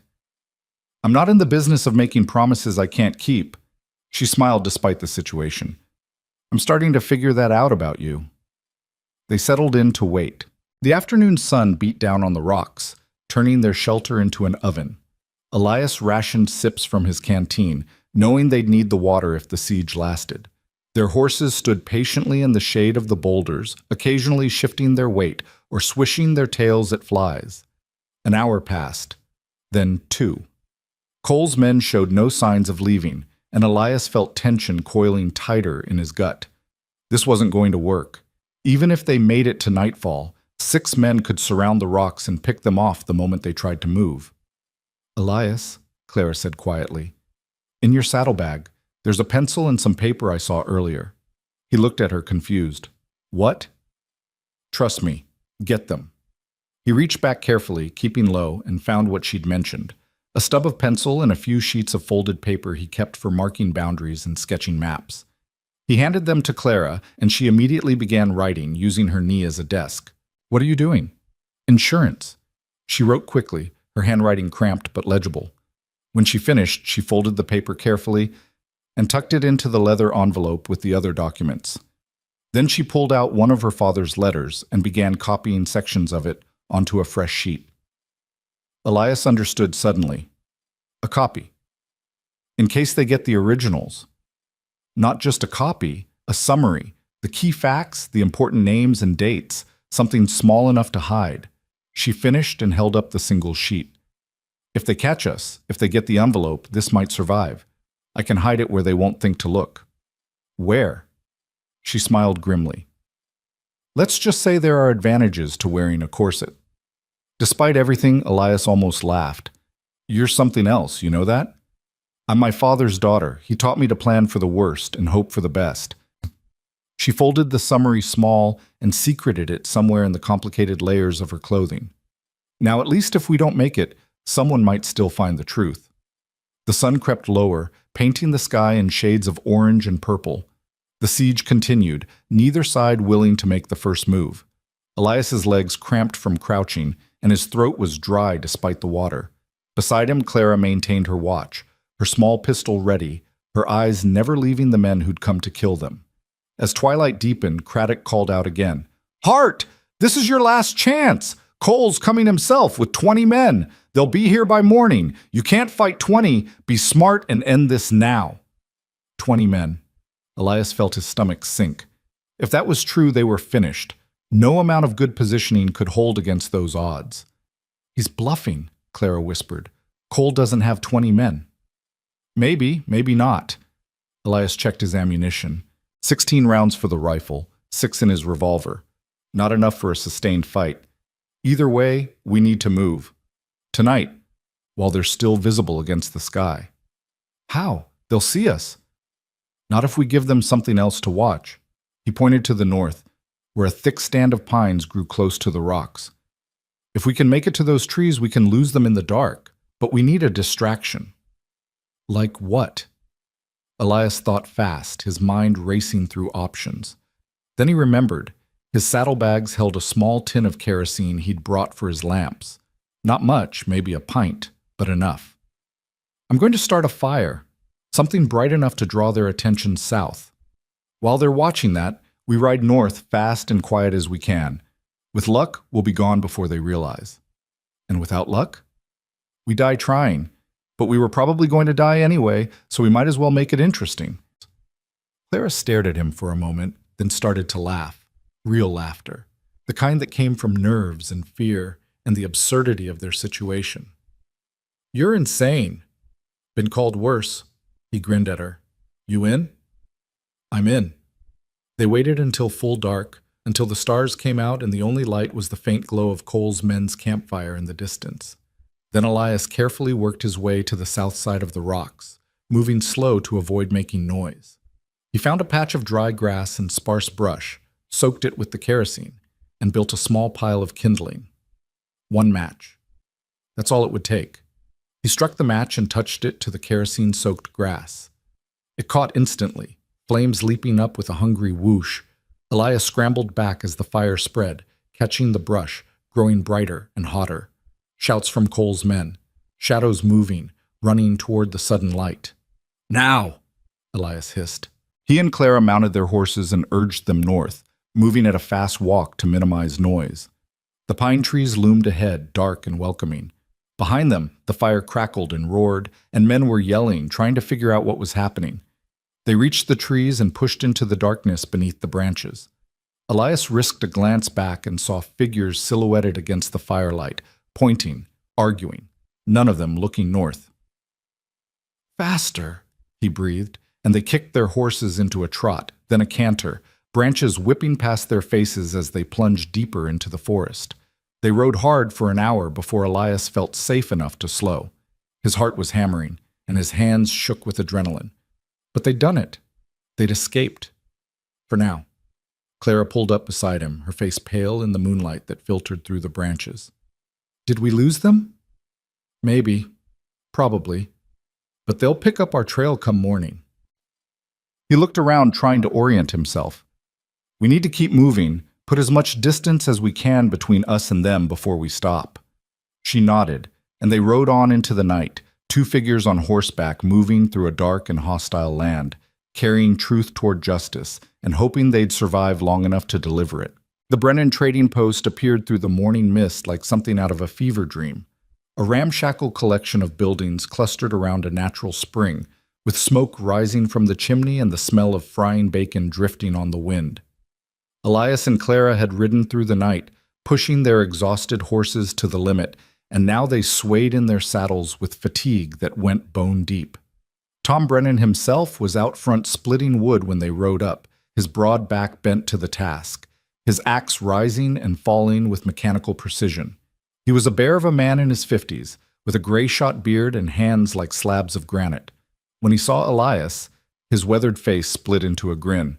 "Well, I'll be damned," he said, driving the axe into the chopping block. "Elias Hart, thought you'd be holed up on that ranch of yours till spring." Plans changed. Elias dismounted stiffly, his legs nearly buckling. He reached up to help Clara down, and she leaned against him briefly, too tired to be self-conscious about it. "Tom, we need supplies, food, ammunition, grain for the horses, and we need them quick." Tom's smile faded as he took in their appearance, the exhaustion, the bruises on Clara's face, the way Elias kept glancing back at the trail they'd used. "What kind of trouble you bringing to my door, boy?" "The kind that won't follow if we're gone before it arrives." Elias pulled out what money he had, counting coins with clumsy fingers. "Can you help us or not?" Tom studied them both for a long moment, his eyes shrewd despite the folksy manner. Then he nodded. "Come inside. Feed yourselves while I put together what you need. But Elias, this favor squares us, understand? After this, we're even." "Understood." The interior of the trading post was dim and cluttered, smelling of leather and tobacco and the distinctive musk of fur pelts. Shelves lined every wall, packed with everything a frontier trader might need: tools, blankets, ammunition, canned goods, whiskey, medicine. Tom's wife Margaret appeared from the back room, took one look at Clara's battered face, and immediately began fussing over her with the fierce tenderness of a woman who'd raised 6 sons in hard country. "Sit, child," Margaret ordered, guiding Clara to a chair near the stove. "Let me see those bruises. Tom, get the salve from the medicine cabinet, and some of that beef stew from last night. These two look half-starved." While Margaret tended to Clara, Tom pulled Elias aside, his voice low. "What's this really about?" Elias hesitated, weighing how much to say. Tom Brennan was a good man, but he was also a survivor, and survivors didn't take unnecessary risks. "Marcus Cole. He killed the lady's father, tried to steal her ranch. We've got proof, but Cole wants her dead before she can get it to the authorities." Tom's expression darkened.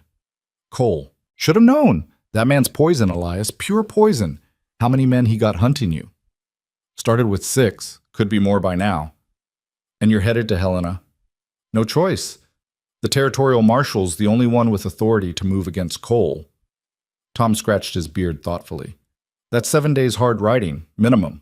Longer if you're trying to avoid Cole's men. You'll never make it on those horses. They're done in already." "I know, but I don't have money for fresh mounts." "Didn't say you needed money." Tom moved to the window, peering out at the misty morning. "I got 2 horses out back I've been trying to sell. Good animals, both of them. Strong backs, sure feet. You can take them. Leave yours here to rest up. When you come back through, we'll settle up proper." Elias felt something tight in his chest loosen. "Tom, I can't." "Yes, you can, and you will. That girl in there don't deserve what Cole's done to her, and you don't deserve to die for doing the right thing." Tom turned back, his eyes hard. "Besides, Cole's been squeezing folks in this valley for too long. Maybe it's time someone stood up to him. If helping you gets that done, then that's payment enough." "Thank you." "Don't thank me yet. You still got to make it to Helena alive." Tom moved toward the storeroom. "Now, let me get those supplies together. Margaret will feed you both, get you patched up. I want you out of here within the hour, before any of Cole's men come sniffing around." While Tom assembled their provisions, Elias joined Clara at the table where Margaret had set out bowls of thick beef stew and fresh bread. The food was simple but hot, and Elias couldn't remember anything tasting better. Clara ate mechanically, barely seeming to taste it, her eyes distant. "You all right?" he asked quietly. She looked up, startled, out of her thoughts. "I was just thinking about my father. He would have liked this place. Like Tom and Margaret. He always said the measure of civilization wasn't in fancy buildings or proper manners, but in whether folks helped each other when times got hard. Sounds like he was right about a lot of things. He was. She set down her spoon, her expression troubled. Elias, what happens if we don't make it? If Cole catches us before we reach Helena, we'll make it. But if we don't, then we die fighting. He met her eyes steadily. And someone will find those papers eventually. Maybe not soon, maybe not for years, but the truth has a way of coming out. Your father's story will be told, one way or another. Clara was quiet for a moment, then reached across the table and took his hand. Her fingers were small and cold in his. I'm glad it was you who heard me scream. I know I've said that before, but I need you to understand, you gave me more than rescue. You gave me hope that there are still good men in this world. Men who'll stand up for what's right, even when it costs them everything. Margaret, working at the stove, made a soft sound. When Elias glanced over, he saw tears running down her weathered cheeks. You hold on to that one, dear, she said to Clara, her voice thick. Men like that don't come along often. Before Clara could respond, Tom reappeared with 2 bulging saddlebags and a canvas sack of grain. Got you 3 days' food, extra ammunition for that rifle, and enough grain to keep the horses strong. Also threw in a couple of bedrolls and a tarp. Weather's turning, and you'll want shelter if it storms.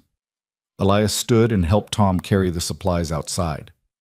The fresh horses were already saddled and waiting, a sturdy bay gelding and a dappled gray mare, both looking strong and well-fed. They were a significant upgrade from Elias's worn-out mare and Clara's father's horse. The bay's name is Flint, Tom said. He's got a hard mouth, but he'll run all day if you let him. The gray's called Silver, original, I know, and she's got the smoothest gait you'll ever sit. She'll be good for the lady. They transferred their meager possessions to the new horses, moving with the efficiency of people who knew time was their enemy. Margaret appeared with a basket of additional food, dried fruit, hard cheese, smoked sausage, and pressed it into Clara's hands. For the road, she said. And dear, she pulled Clara into a fierce embrace. You're stronger than you know. Don't let that bastard Cole make you forget it. Clara hugged her back, her eyes bright with unshed tears. Thank you for everything. No thanks needed. Just survive. And when this is over, you come back and tell old Margaret how you put that snake in the ground where he belongs. They mounted up, and Elias felt the difference immediately. Flint was fresh and eager, dancing sideways with energy. Beside him, Clara settled onto Silver with visible relief as the mare stood rock-steady. North Ridge Trail, Tom said, pointing toward a barely visible path that led into the mountains. It's rough, but it'll keep you off the main routes. Follows the high country for about 20 miles before it drops down into Cutler's Valley. From there, you can pick up the freight road to Helena. It's well-traveled enough that Cole's men won't risk making a move on you in front of witnesses. We owe you, Tom. You owe me nothing. Just get that girl to safety and make Cole pay for what he's done. Tom stepped back, his hand raised in farewell. Ride hard, Elias, and watch your back trail. They left the trading post at a canter, climbing into the mountains as the morning sun burned off the mist. The North Ridge Trail was everything Tom had promised. Narrow, rocky, and steep enough that they had to dismount and lead the horses in places. But it was also beautiful in a harsh, unforgiving way, with views that stretched for miles and air so clear it hurt to breathe. By midday, they'd climbed above the tree line, riding along a knife-edge ridge with drops on both sides that made Elias's stomach clench. The wind up here was constant and cold, carrying the smell of snow from the peaks above. Clara rode ahead of him, her back straight despite her exhaustion, her eyes fixed on the trail. She'd barely spoken since leaving Brennan's, and Elias found himself studying her when she wasn't looking. There was steel in her, he realized. Not the brittle kind that broke under pressure, but the flexible kind that bent and adapted and refused to yield. Her father had raised her to be strong, and Cole's cruelty had only hardened that strength into something unbreakable. Elias, Clara's voice cut through his thoughts. She'd stopped her horse and was pointing ahead. Riders. He pulled up beside her and followed her gaze. There, on a parallel ridge perhaps a mile away, were 3 mounted figures moving in the same direction. Too far to identify, but close enough to be a problem. Could be anyone, Elias said, though he didn't believe it. Could be, but they're pacing us, matching our speed. She was right. The distant riders moved when they moved, stopped when they stopped, tracking them, or herding them toward something. We need to move faster. Elias scanned the trail ahead, looking for options. The ridge continued for another few miles before dropping into a forested valley. If they could reach the tree cover before the other riders closed the distance, they might be able to lose them. The horses! The horses will hold. Come on! They pushed into a trot, dangerous on the narrow trail but necessary. Flint responded to Elias's urgency with a burst of speed that nearly unseated him, and behind them he heard Clara urging Silver on. The parallel riders matched their pace, and Elias felt his jaw tighten. This was deliberate. This was a hunt. The ridge trail began to descend, switchbacking down a steep slope covered in loose scree. The horses picked their way carefully, their hooves sending small avalanches of stone rattling down the mountainside.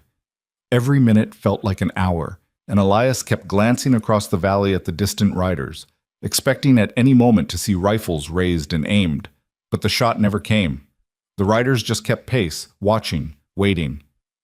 They're driving us, Clara said suddenly, pushing us toward something, somewhere they want us to go.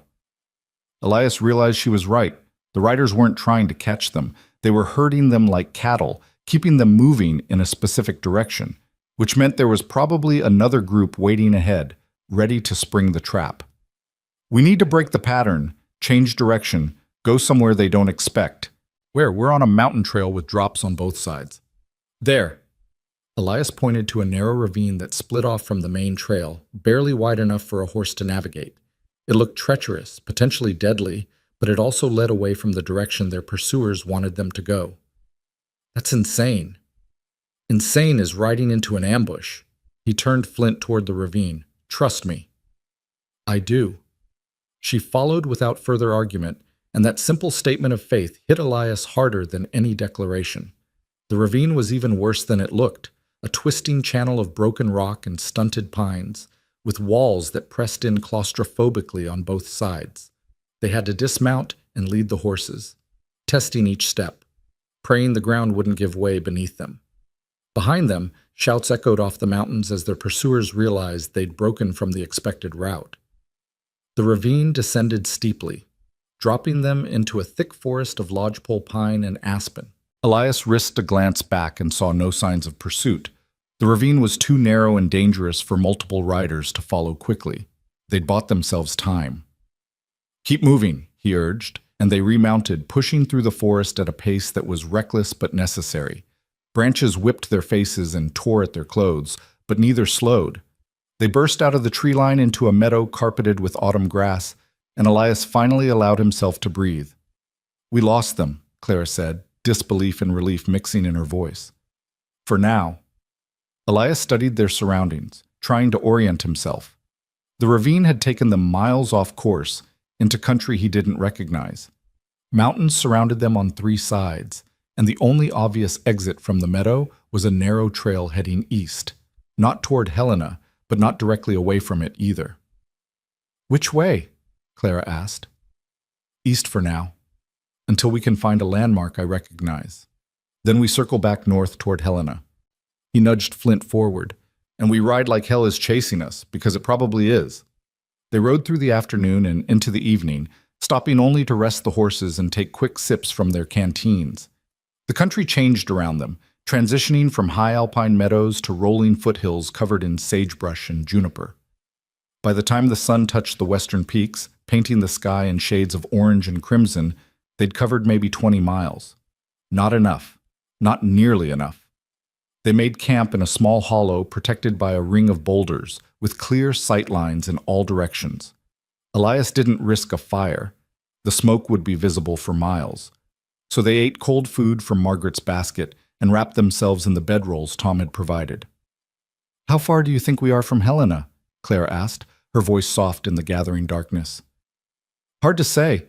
We've been going more east than north, so maybe we're 4 days out instead of 7. Maybe more if we have to keep dodging Cole's men. They're not going to give up. No, Elias watched the stars emerge, cold and bright and indifferent. Cole's put too much into this. His reputation, his money, his power, it all depends on keeping you quiet. He'll chase us to Helena if he has to, and he'll bring every gun he can buy. Clara was quiet for a long moment. Then she said, "What if I turned myself in, went back, signed over the ranch, gave him what he wants? He'd kill you anyway?" Elias turned to look at her, his expression fierce. "You're a witness to murder, Clara, a witness with proof. The only way Cole stays safe is if you're dead. Signing papers won't change that." "Then we're just delaying the inevitable. Sooner or later, he'll catch us. He has more men, more resources, more... He doesn't have what we have." "Which is?" "The truth." Elias reached out and took her hand. "That might not sound like much, but it's enough. Your father believed it was enough to die for. I believe it's enough to fight for. The question is, do you?" Clara stared at him, and in the starlight he could see tears tracking down her cheeks. "I'm so tired, Elias. So tired of running, of being afraid, of looking over my shoulder waiting for the bullet that ends this. I just want it to be over." "It will be. One way or another, this ends in Helena. We get those papers to the marshal and Cole goes down. Or we die trying, but at least we go down fighting." He squeezed her hand. "I know you're tired, I'm tired too, but we've come this far. We can make it the rest of the way." "You really believe that?" "I have to." He managed a smile. "Because the alternative is giving up, and I'm too stubborn for that." She laughed, a small, broken sound, but genuine. "My father used to say stubbornness was a virtue if you aimed it in the right direction." "Smart man." "He was." Clara wiped her eyes. "I wish you could have met him." "I think you two would have gotten along." "I think so too." They sat in comfortable silence for a while, shoulders touching, sharing warmth against the cold night air. Above them, the Milky Way spread across the sky like spilled milk, and somewhere in the distance a coyote howled its loneliness to the moon. "Elias," Clara said eventually, "what happens after? Assuming we survive, assuming Cole goes to prison or worse, what happens then?" "I don't know. I suppose you rebuild your ranch, claim what's yours, live the life your father wanted for you." "And you? Do you just go back to your 300 acres like none of this happened?" Elias considered that. The truth was, he couldn't imagine going back to the way things were. Something had changed in him over the past 2 days, something fundamental and irreversible. He'd tasted purpose, felt the weight of responsibility for another person's life, and the solitary existence he'd built for himself suddenly seemed hollow. "I don't know," he admitted. "Maybe. Maybe not. I suppose I'll figure it out when the time comes." Clara shifted closer, her head coming to rest on his shoulder. "Would you—" She stopped, started again. "Would you consider staying, not at my ranch necessarily, but in the valley? Close enough that I could—" She trailed off, and Elias felt his heart hammering against his ribs. He knew what she was asking, and the careful way she was asking it. She was giving him an out, a way to refuse without hurting either of them. But he didn't want an out. "I'd consider it," he said quietly. "Hell, I'd do more than consider it. These past 2 days, riding with you, fighting beside you, it's made me realize how lonely I've been, how much I've been just existing instead of living." "So you'll stay?" "If you want me to." She lifted her head and looked at him, her eyes searching his face. "I want you to." The kiss happened without either of them deciding it, as natural and inevitable as breathing. Clara's lips were soft and tasted of trail dust and dried fruit, and Elias felt something in his chest crack open, letting in light he hadn't known he needed. When they pulled apart, both were breathing hard. "That was—" Clara started. "Yeah," Elias agreed. They sat there holding each other as the night deepened around them, and for a few stolen moments the fear and the danger and the impossible odds faded into background noise. There was just the warmth of Clara's body against his, the steady rhythm of her breathing, and the wild, terrifying hope that maybe they'd both survive to see what came next. A sound jolted them apart, the distant crack of a breaking branch, too loud to be an animal. Elias was on his feet instantly, his hand going to his rifle. "What was it?" Clara whispered. "Don't know. Could be nothing." but his instincts were screaming otherwise. He scanned the darkness beyond their hollow, looking for movement, listening for anything that didn't belong. There, another sound, closer this time. The soft crunch of boot on stone. "We've got company," Elias breathed. "Get to the horses. Quiet as you can." Clara moved with him, both of them crouching low, working their way toward where Flint and Silver stood, hobbled at the edge of their camp. Elias's hands shook as he undid the hobbles, praying they'd have time to mount up before, "Well, well, well!" The voice came from the darkness above them, accompanied by the distinctive sound of a rifle being cocked. Elias froze, his blood running cold. A man stepped into view on top of one of the boulders, silhouetted against the stars. He was tall and lean, with a rifle trained casually on Elias's chest. Behind him, two more figures appeared, cutting off any escape. "Marcus Cole sends his regards," the man said, his voice carrying amusement. "And he wants his property back. The papers and the girl. You can live, Hart, if you're smart about this. Just walk away, and we'll forget you were ever involved." Elias's mind raced, calculating angles and distances and the impossibility of getting to his rifle before a bullet found him. Beside him, he felt Clara go rigid with fear. "No deal," Elias said, his voice steadier than he felt. "The lady's not property, and those papers are going to Helena." The man laughed. "That's real brave, Hart. Stupid, but brave. Cole said you might be difficult." He shifted his rifle slightly. "So, here's what's going to happen. You're going to throw down your weapons, nice and slow. Then the lady's going to hand over those papers. Then we're all going to take a little ride back to Cole's ranch, where this whole mess gets sorted out permanent-like. And if we refuse, then I shoot you where you stand and take what we came for." The man's voice hardened. "Your choice, but make it quick. I'm getting tired of talking." Elias looked at Clara, saw the fear in her eyes, but also the determination. She'd come too far to surrender now, and so had he. Whatever happened next, they'd face it together. He met the gunman's eyes and smiled, cold and hard. "You're going to have to take them." The man's expression shifted from amusement to annoyance. "Have it your way." Everything happened at once. The gunman's finger tightened on the trigger. Elias grabbed Clara and dove sideways, shouting for the horses to run. The rifle barked deafeningly loud, and Elias felt the bullet pass so close to his head that it disturbed his hair. They hit the ground rolling as more shots rang out, bullets striking stone and sending up sprays of sparks. Flint and Silver bolted, frightened by the noise, and Elias prayed they wouldn't go far. He came up with his revolver drawn, firing blind at the muzzle flashes above them. One of the shadowy figures grunted and fell. The others scattered, taking cover behind rocks. "Run!" Elias shouted at Clara, firing again to give her cover. "The ravine, go!" She ran, and he followed, sprinting through the darkness with bullets chasing them. The ravine was maybe 50 yards away, a black slash in the earth that promised either escape or death. Clara reached it first and didn't hesitate.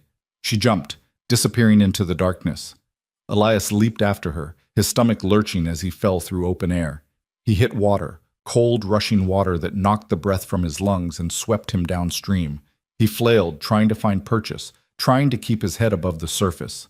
Strong hands grabbed his arm. Clara, soaked and gasping but alive, pulled him toward the bank. They crawled out onto muddy ground, coughing and shaking with cold and shock. Above them, on the rim of the ravine, came shouts and the flash of more gunfire. But the bullets went wide, and after a moment the shooting stopped. "They lost us," Clara gasped. "The water. They can't track us in the water." "Not tonight anyway." Elias pushed himself to his feet, every muscle screaming. "But come daylight, they'll find our trail. We need to move. Now." They stumbled downstream, following the creek as it wound through the darkness. Every sound made them flinch. Every shadow seemed to hide enemies. But slowly, painfully, they put distance between themselves and their pursuers. By the time the first gray light of dawn touched the sky, they'd covered maybe 5 miles. They emerged from the creek in a grove of cottonwoods, both shivering violently, both alive by margins too narrow to measure. "The horses," Clara said through chattering teeth. "The supplies, everything's gone." "Not everything." Elias patted his coat and felt the reassuring bulk of his revolver. We've still got our weapons, and you've still got... Clara's hand went to her bodice, and her face flooded with relief. The summary, it's still here. Wet, but readable. Then we've still got a chance. Elias looked toward the eastern horizon, where the sun was beginning to rise. Helena's that way. Maybe 3 days on foot, maybe 4. It's going to be hard, and we'll be exposed, but it's our only shot.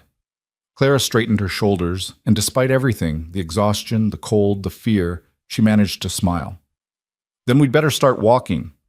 They set off into the rising sun, 2 figures on foot in a vast and hostile land, carrying nothing but a soggy piece of paper and the stubborn refusal to give up. Behind them, Marcus Cole's men would be organizing pursuit. Ahead of them lay 3 days of hard country with no food, no horses, and no guarantee of survival. But they walked anyway, because the alternative was surrender, and neither of them knew how to do that anymore. The morning warmed as they walked, drying their clothes and lifting some of the numbness from their limbs. They followed game trails when they could find them, and when they couldn't, they pushed through brush and over rocks, moving steadily east. Elias kept them to the low ground where possible, using every bit of cover the land provided. By midday, hunger had become a constant companion, and by evening it had grown into a gnawing pain that made thinking difficult. They found a spring and drank deeply, filling their empty bellies with water, but it wasn't enough. They needed food, needed rest, needed a miracle. What they got was smoke. Elias spotted it just as the sun was setting, a thin column rising from behind a low ridge maybe 2 miles south. Smoke meant people, and people meant either help or danger. Could be a ranch, Clara said hopefully. Could be Cole's men. Or it could be our salvation. She looked at him with eyes that held both hope and desperation. We have to try, Elias. We won't last another day without food. She was right. They were already running on fumes, and another day of hard walking with no sustenance would finish them as surely as Cole's bullets. All right, he said, but we approach careful, scout it out before we show ourselves. They worked their way toward the smoke, moving slowly as the light faded. The ridge resolved into a small homestead, a cabin, a barn, a corral with a few horses. Lamplight glowed in the windows, and Elias could smell food cooking. Stay here, he whispered to Clara. Let me check it out first. Elias, please, if it's a trap, no sense both of us walking into it. She nodded reluctantly, and he moved forward alone, keeping to the shadows, his hand on his revolver.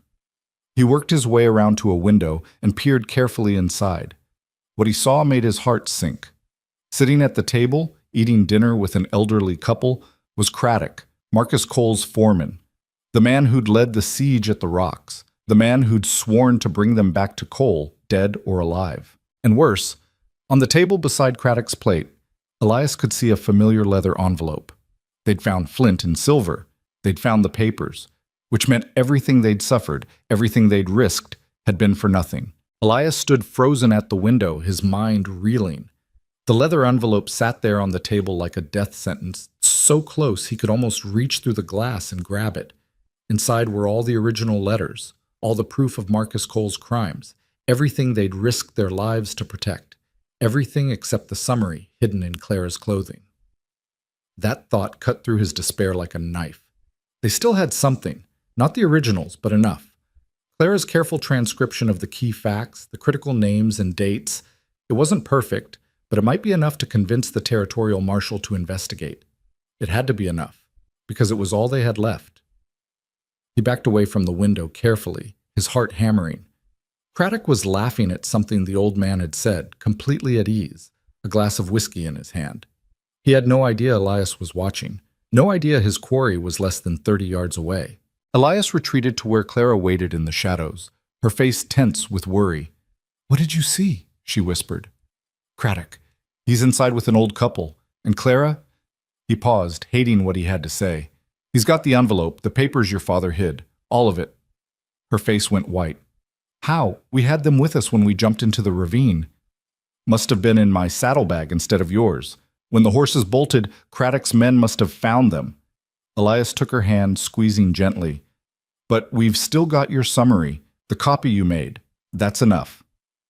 A single sheet of paper against Cole's lawyers and his money? Against a sheriff who's in his pocket? Clara's voice cracked. Without the originals, without my father's handwriting, it's just my word. They'll say I forged it. They'll say, then we make them believe. Elias turned her to face him, his hands on her shoulders. Your father wrote the truth. You copied the truth. That hasn't changed just because Craddock got lucky. We can still do this. Clara looked at him with eyes full of desperation and something else, a fragile, dangerous hope. How? We get those papers back. That's insane. Craddock's armed, probably has men outside watching. We have one revolver between us, no food, no horses. We can't isn't a word I'm interested in right now. Elias glanced back at the cabin, his mind already working through possibilities. That envelope is sitting on the table in plain sight. Craddock thinks he's won, thinks we're either dead or running scared. He's relaxed, comfortable. That's his mistake. Even if we could get inside, even if we could somehow take him by surprise, Elias, he'll kill you. Maybe. Or maybe I'll kill him first. He met her eyes steadily. I didn't come this far to give up now. Did you? She stared at him for a long moment, and he watched the fear in her expression harden into determination. This was the woman who'd survived Cole's brutality, who'd jumped into a ravine in darkness, who'd walked all day without complaint despite exhaustion and hunger. She was stronger than she knew. No, she said finally. I didn't. Good. Then here's what we're going to do. Elias laid out the plan quickly, and with every word he could see Clara's doubt transforming into resolve. It was risky, insane even, but it was also their only chance. When he finished, she nodded once, her jaw set. I can do this, she said. I know you can. They separated, Elias circling around to the barn while Clara approached the front of the cabin. His role was simple: get into position, wait for Clara's signal, then move fast and hard. Her role was considerably more dangerous, and the thought of what could go wrong made his stomach clench. But there was no other way. Elias reached the barn and slipped inside, his eyes adjusting to the darkness. 2 horses stood in stalls, and in the corner he spotted what he'd hoped for: tools. A pitchfork, a shovel, a length of rope. Not weapons exactly, but better than nothing. He grabbed the rope and quickly fashioned a loop, testing the knot. It would hold. Through a gap in the barn wall, he could see the cabin's front door. Any moment now, Clara would knock. Any moment now, everything would either work or fall apart. The knock came, sharp and clear in the evening quiet. Elias tensed, his hand tightening on the rope. Inside the cabin, he heard voices, surprise, confusion, then footsteps approaching the door. It swung open, spilling lamplight across the porch, and Elias heard the old man's voice. Lord have mercy, child, what happened to you? Clara's response was faint, deliberately weak. Please, I need help. Been walking for days. No food, no water. Martha, get some blankets. This girl's half dead. The old man's voice rose with concern. Come in, come in. Let's get you by the fire. Elias couldn't see them anymore, but he could imagine the scene. Clara stumbling inside, the old couple fussing over her, and Craddock sitting at that table, his eyes narrowing with recognition. He counted to 10, then 20, giving Clara time to work her way into the room. Then he heard it, Clara's voice, louder now, with steel beneath the feigned weakness. You killed my father. Silence. Then Craddock's voice, cold and amused. Well now, didn't expect to see you again, Miss Monroe. Figured you'd be at the bottom of that ravine with heart. He's dead. Drowned when we fell. But I survived, and I came for those papers. Craddock laughed. These papers? The ones that prove your daddy was murdered? You got some spine, girl, I'll give you that. Walking right into the lion's den. Those papers belong to me. They belong to Marcus Cole now. Just like everything else that was your daddy's. Just like you're going to belong to him once I bring you in. I'm not going anywhere with you. That's where you're wrong. Elias heard a chair scrape back. Old-timer, I'm going to need to borrow your barn for a spell. Got some business to conclude with this young lady. You and your wife just stay inside and keep quiet, and nobody needs to get hurt. That was Elias's cue. He burst from the barn, the rope ready in his hands, and sprinted toward the cabin. Through the open door, he could see Craddock standing, one hand reaching for his gun, the other grabbing for Clara. Elias hit the porch at a dead run and launched himself through the doorway. Craddock spun, his gun half drawn, his face registering shock. Elias threw the rope loop, and by some miracle it settled over Craddock's shoulders. He yanked hard, pinning the man's arms to his sides. Craddock roared and tried to break free, his strength enormous. But Elias had momentum and desperation on his side. They crashed together into the table, sending dishes and the leather envelope flying. The old couple scrambled back with cries of alarm. Clara dove for the envelope as it skidded across the floor. Craddock's boot caught Elias in the ribs, driving the air from his lungs. And suddenly the rope was slack, and Craddock was free, his gun coming up. The old man moved faster than his years suggested, swinging a cast-iron skillet with surprising force. It connected with Craddock's wrist with a crack, and the gun went flying. Craddock bellowed in pain and rage, turning on the old man with murder in his eyes. Elias hit him from behind, wrapping both arms around the bigger man's chest and driving him toward the door. They went through it together in a tangle of limbs, across the porch and down the steps, landing hard in the dirt. Elias tasted blood and realized he'd bitten his tongue. Craddock got his hands around Elias's throat and squeezed. Black spots danced across Elias's vision. He drove his knee up into Craddock's stomach once, twice, but the man's grip only tightened. The world started to gray out at the edges. Then Clara was there, Craddock's own gun in her hands, pressing the barrel against the side of his head. "Let him go," she said, her voice deadly calm. "Right now, or I pull this trigger." Craddock's hands loosened. Elias gasped in air, his throat on fire, and rolled away. Clara kept the gun trained on Craddock as the man slowly raised his hands. "You won't shoot," Craddock said, but his voice held uncertainty. "You're not a killer." "You're right. I'm not." Clara's finger tightened on the trigger. "But I'm my father's daughter, and you murdered him. So maybe I'm wrong about what I'm capable of. Maybe we both are. Want to find out?" For a long moment, nobody moved. Then Craddock's shoulders sagged in defeat. "Smart girl," he muttered. The old man appeared in the doorway with his own rifle, his wife beside him looking fierce despite her gray hair. "Martha," he said, "fetch that rope. We're going to tie this snake up proper." They bound Craddock hand and foot and locked him in the barn, still cursing and threatening. The old man, his name was Henry Walsh, Elias learned, pumped Elias's hand with surprising strength. "Took some guts, son, charging in like that. Thought for sure that bastard was going to shoot you." "Thought the same thing myself." Elias managed to smile despite his aching ribs and burning throat. "Thank you for the assist with the skillet. That was some quick thinking." "Hell, I fought in the Mexican War, still got some fight left in these old bones." Henry turned to Clara, his expression softening. "You all right, miss?" Clara stood clutching the leather envelope to her chest, her whole body shaking now that the crisis had passed. "I am now. Thank you, both of you. If you hadn't helped, couldn't stand by and let that devil hurt you." Martha Walsh appeared with bowls of stew and thick slices of bread. "Now you two sit down and eat. You look like death warmed over." They didn't need to be told twice. The food was simple but hot, and Elias couldn't remember anything tasting better. Between bites, he and Clara explained everything. Marcus Cole, the murder, the stolen ranch, the desperate flight toward Helena. Henry's face darkened as he listened. "Cole?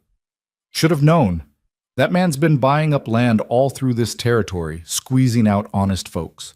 Been wondering when someone would finally stand up to him." "We're trying," Elias said, "but we lost our horses, our supplies, everything except these papers and the clothes on our backs." "And each other?" Clara added quietly, meeting Elias's eyes across the table. Martha made a knowing sound. "Well, you can't make it to Helena on foot, that's certain. Henry, what about those 2 horses out in the barn? The ones the Johnsons left with us?" Henry nodded slowly. "Chester and Molly. Good animals, both of them. The Johnsons won't be back for them until spring." He looked at Elias and Clara. "You can take them. Consider it a loan. When this business with Cole is settled, you can bring them back." "We can't accept," Elias started. "Yes, you can, and you will." Henry's tone left no room for argument. "That man in my barn works for a murderer. You're trying to bring that murderer to justice. Way I see it, helping you is the right thing to do. And I didn't live 73 years being wrong about right and wrong. Martha packed them provisions, bread, cheese, dried meat, a canteen of water. She also insisted on tending to Clara's fading bruises and Elias's battered throat, applying salve that smelled of mint and something medicinal.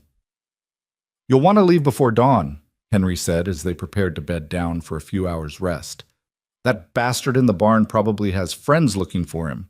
The sooner you're gone, the safer Martha and I will be." "What about Craddock?" Clara asked. "You can't just keep him tied up in your barn." "Soon as you're clear, I'll take him to Sheriff Tate in the morning. Tell him I found this man trying to rob me. With any luck, he'll be locked up before he can get word to Cole." "Sheriff Tate works for Cole," Elias said. Henry smiled grimly. "Maybe so. But he still has to keep up appearances, and I'm not without influence in this county. I'll make sure Craddock stays put long enough for you two to make it to Helena." They slept for a few hours in the Walsh's small guest room, too exhausted to do anything but collapse onto the bed. Elias woke once in the darkness to find Clara pressed against his side, her hand clutched in his shirt, her face peaceful in sleep. He allowed himself a moment to watch her, to marvel at her strength and courage, before sleep claimed him again. Henry woke them while the stars were still bright overhead. They dressed quickly and followed him to the barn where Chester and Molly waited, already saddled and ready. From the far stall came Craddock's muffled curses. Henry had gagged him to keep him quiet. "3 days' ride to Helena if you push hard," Henry said, handing Elias a rough map he'd sketched by lamplight. "Stick to the main freight road once you hit Cutler's Valley. Too many witnesses for Cole's men to try anything obvious." They mounted up, and Elias felt the difference immediately. Chester was a solid bay gelding with an easy gait, and beside him Clara looked more comfortable on Molly than she had in days. Martha appeared with one last bundle. "Extra blankets. Nights are getting cold." She looked up at Clara with fierce maternal concern. "You be careful, child. And when you've won, because you will win, you come back and tell old Martha all about it." Clara leaned down and embraced her. "I will. I promise."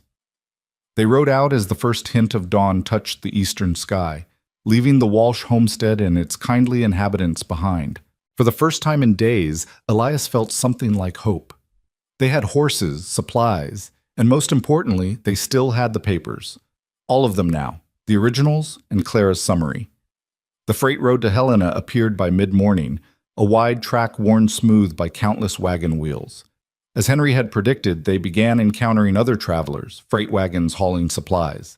A mail coach, small groups of miners heading to the goldfields. Each one made them safer, wrapping them in the protective cloak of witnesses and civilization. They rode hard through the day, stopping only to rest the horses and take quick meals. The country gradually changed around them, the wild frontier giving way to something more settled. Farms appeared in the distance, smoke rising from chimneys, children playing in yards. Signs of law and order, of a world where men like Marcus Cole couldn't act with impunity. By evening of the second day, they'd covered nearly 60 miles. They camped that night in a grove of trees just off the road, and Elias built a small fire, their first since the night they'd been ambushed.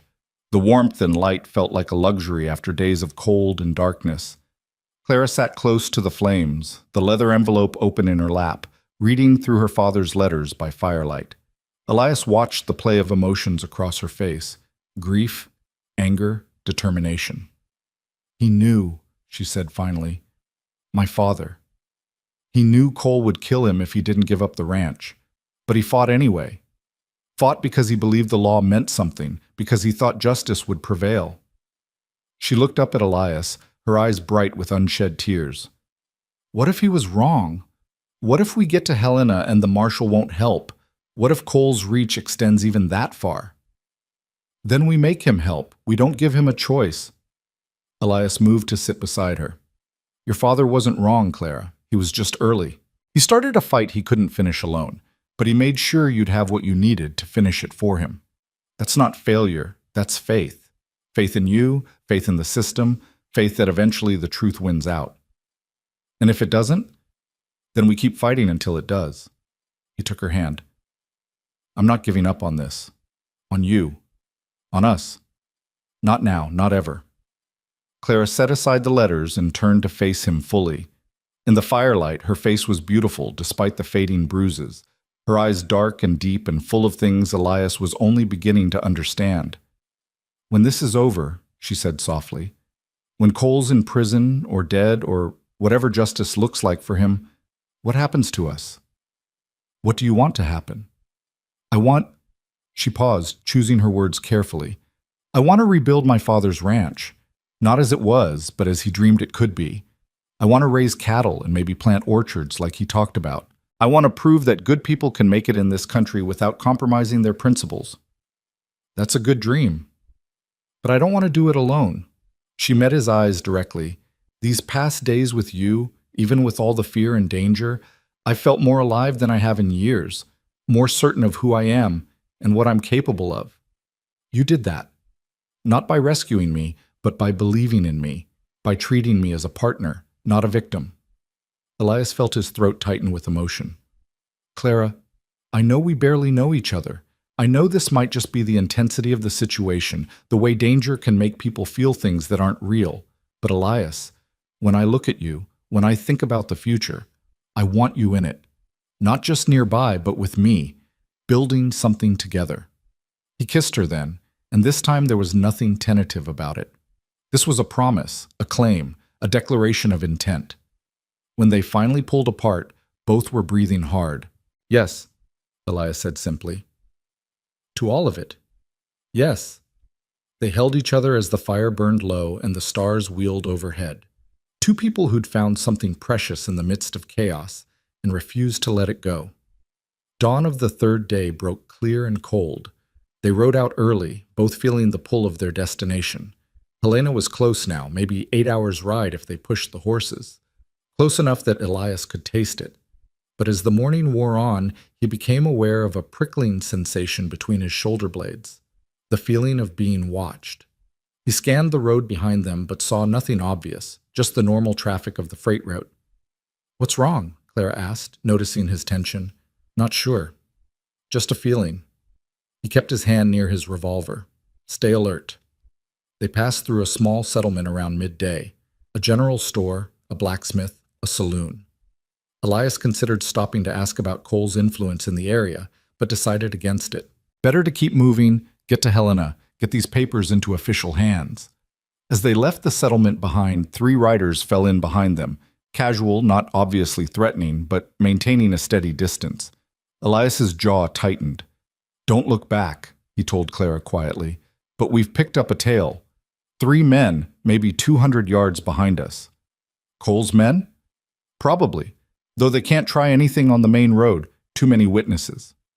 But as afternoon faded toward evening and the traffic on the road thinned, the 3 riders began to close the distance. Elias urged Chester into a faster pace, and Clara matched him on Molly. The riders behind them accelerated as well. "They're hurting us," Clara said, her voice tight, "waiting until we're isolated." She was right. The smart thing would be to stop, to wait for more travelers to catch up, to use the protection of numbers. But Helena was so close, and every delay gave Cole more time to prepare his defenses. Elias made a decision. "We run. There's a town 5 miles ahead called Silverside. If we can make it there before dark, we'll have shelter and witnesses." They kicked their horses into a gallop. Behind them, the 3 riders did the same, and suddenly the pretense of casual travel evaporated. This was a chase now, open and desperate. Chester and Molly were fresh and strong, but the horses behind them were being pushed hard. The distance began to close. 400 yards. 300. Close enough now that Elias could see faces. Hard men with cold eyes and rifles across their saddles. Clara's hat flew off, her hair streaming behind her as she leaned low over Molly's neck. Elias kept pace beside her, his heart hammering, his eyes fixed on the road ahead. There. Buildings appearing through the trees. Silverside. They were going to make it. A gunshot cracked behind them, and Elias heard the bullet whine past. They were firing now. Damn the witnesses, damn the consequences. Cole must have given orders to stop them at any cost. The buildings grew closer. Elias could see people on the street, faces turning toward the sound of gunfire. More shots, closer now, and Chester stumbled slightly as a bullet grazed his flank. The horse recovered and lunged forward with desperate speed. They thundered into Silverside with their pursuers less than 100 yards behind, both horses lathered and blowing hard. Elias pulled up in front of a building with a star painted on the window, a sheriff's office, thank God, and half fell from the saddle. "Inside!" he shouted at Clara. They burst through the door as their pursuers pulled up outside, their rifles raised. A man in a deputy's badge jumped to his feet, his hand going to his gun. "What in hell? Those men outside work for Marcus Cole," Elias said, his words tumbling out. "They've been chasing us for 3 days, trying to kill us to keep us from reaching Helena. We have evidence that Cole murdered this woman's father. We need protection." The deputy looked from them to the men outside, his young face uncertain. "Cole? Marcus Cole from down in the Bitterroot Valley?" "That's the one." "I know Cole. He's a respected landowner, got friends in the territorial government." Elias's heart sank. Not another one in Cole's pocket. But then the deputy's expression hardened. "And I also know he's been buying up land awful fast and awful cheap. Been wondering how he managed that." He moved to the window and called out, "You men outside, state your business." One of the riders, a scar-faced man with dead eyes, called back, "Those two are wanted for horse theft. We're just bringing them in." "That's so?" The deputy turned to Elias and Clara. "You steal those horses?" "They were loaned to us by Henry Walsh," Clara said, to help us get to Helena, to help us get justice for my father's murder." "Henry Walsh? Old Henry? Owns the place up near Cutler's Valley?" At Clara's nod, the deputy smiled. "I know Henry. Good man. If he loaned you horses, that's good enough for me." He called back out the window. "These folks are under my protection. You boys can ride back to Cole and tell him they'll be in Helena by tomorrow, and there's not a damn thing he can do about it." The scar-faced man's expression twisted with rage. "You're making a mistake, deputy." "Maybe so, but it's my mistake to make. Now clear out before I arrest you for discharging firearms within town limits." The 3 men sat their horses for a long, tense moment. Then, with visible reluctance, they turned and rode away, their faces dark with fury. The deputy let out a breath and turned back to Elias and Clara. "Name's Tom Ridley, and you two look like you could use a hot meal and a safe place to sleep. The boarding house next door is run by my aunt. She'll take good care of you. In the morning, I'll ride with you to Helena myself. Make sure you get there safe." Elias felt tears of relief prick his eyes. "Thank you. You have no idea what this means." "I think I do." Tom looked at the leather envelope Clara still clutched. "My own father lost his land to a man like Cole. Didn't have proof, couldn't fight back, died bitter and broken. If you've got evidence that can bring Cole down, then helping you is the least I can do." They spent that night in a real bed for the first time in days, with real food in their bellies and real hope in their hearts. Clara fell asleep almost instantly, but Elias lay awake for a while, listening to her breathing and thinking about how far they'd come. Tomorrow, they'd reach Helena. Tomorrow, they'd hand over the papers to the territorial marshal. Tomorrow, finally, they'd see justice done. But tonight, in this small room in this small town, with Clara warm and safe beside him, Elias allowed himself to believe that maybe, just maybe, everything would work out. Morning came with crisp autumn sunshine. Tom Ridley was waiting outside with 3 horses saddled and ready, his own mount and fresh horses for Elias and Clara. Chester and Molly would rest here until they could be returned to Henry Walsh. They rode out of Silverside with Tom between them, his deputy's badge catching the light. The last miles to Helena passed in a blur of anticipation and nerves. Every rise in the road might reveal the territorial capital. Every turn might bring them face to face with their goal. And then, finally, there it was. Helena spread out in a valley below them, buildings and streets and church spires, civilization and law and the promise of justice. The territorial marshal's office stood in the center of town, a solid stone building that looked like it could withstand a siege. They rode up to it and dismounted, and Clara gripped Elias's hand so hard his fingers hurt. "This is it," she whispered. "This is it," he agreed.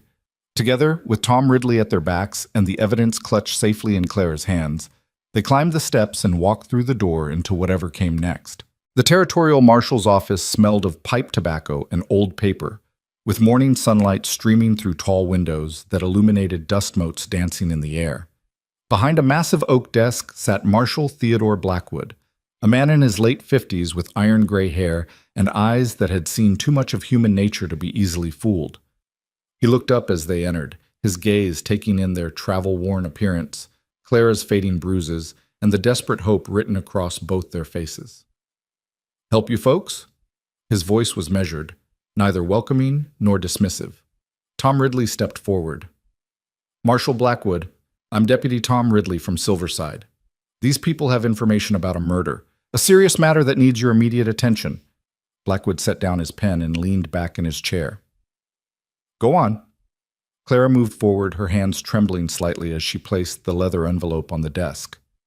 "My name is Clara Monroe. 6 months ago, my father, Daniel Monroe, was murdered by Marcus Cole so that Cole could steal our ranch. Everything you need to prove it is in here."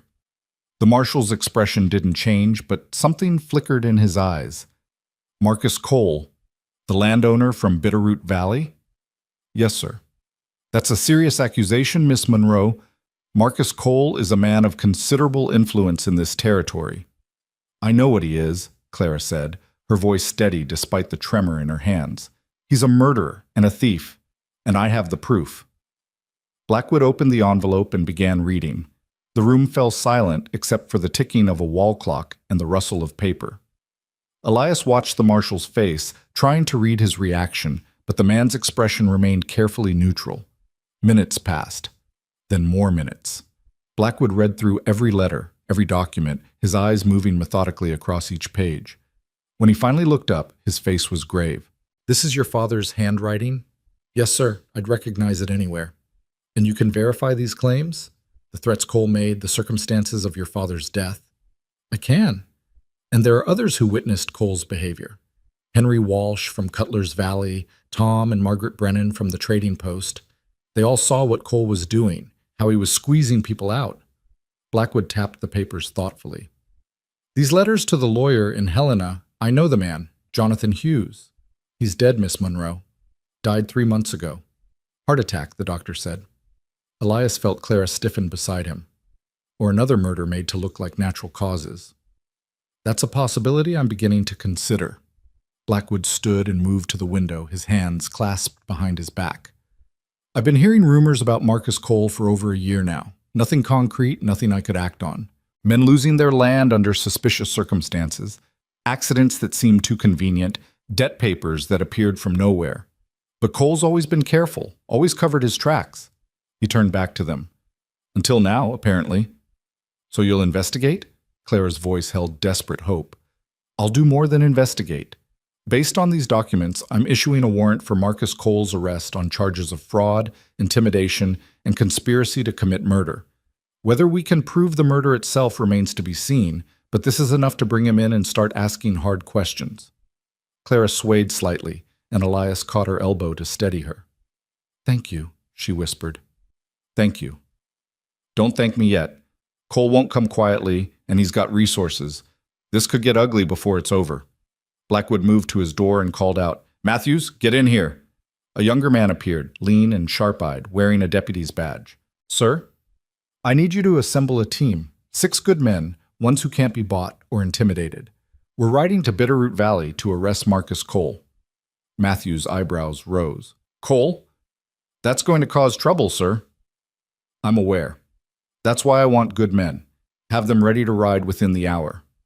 As Matthews hurried off, Blackwood turned back to Elias and Clara. "You two will stay here in Helena until this is resolved.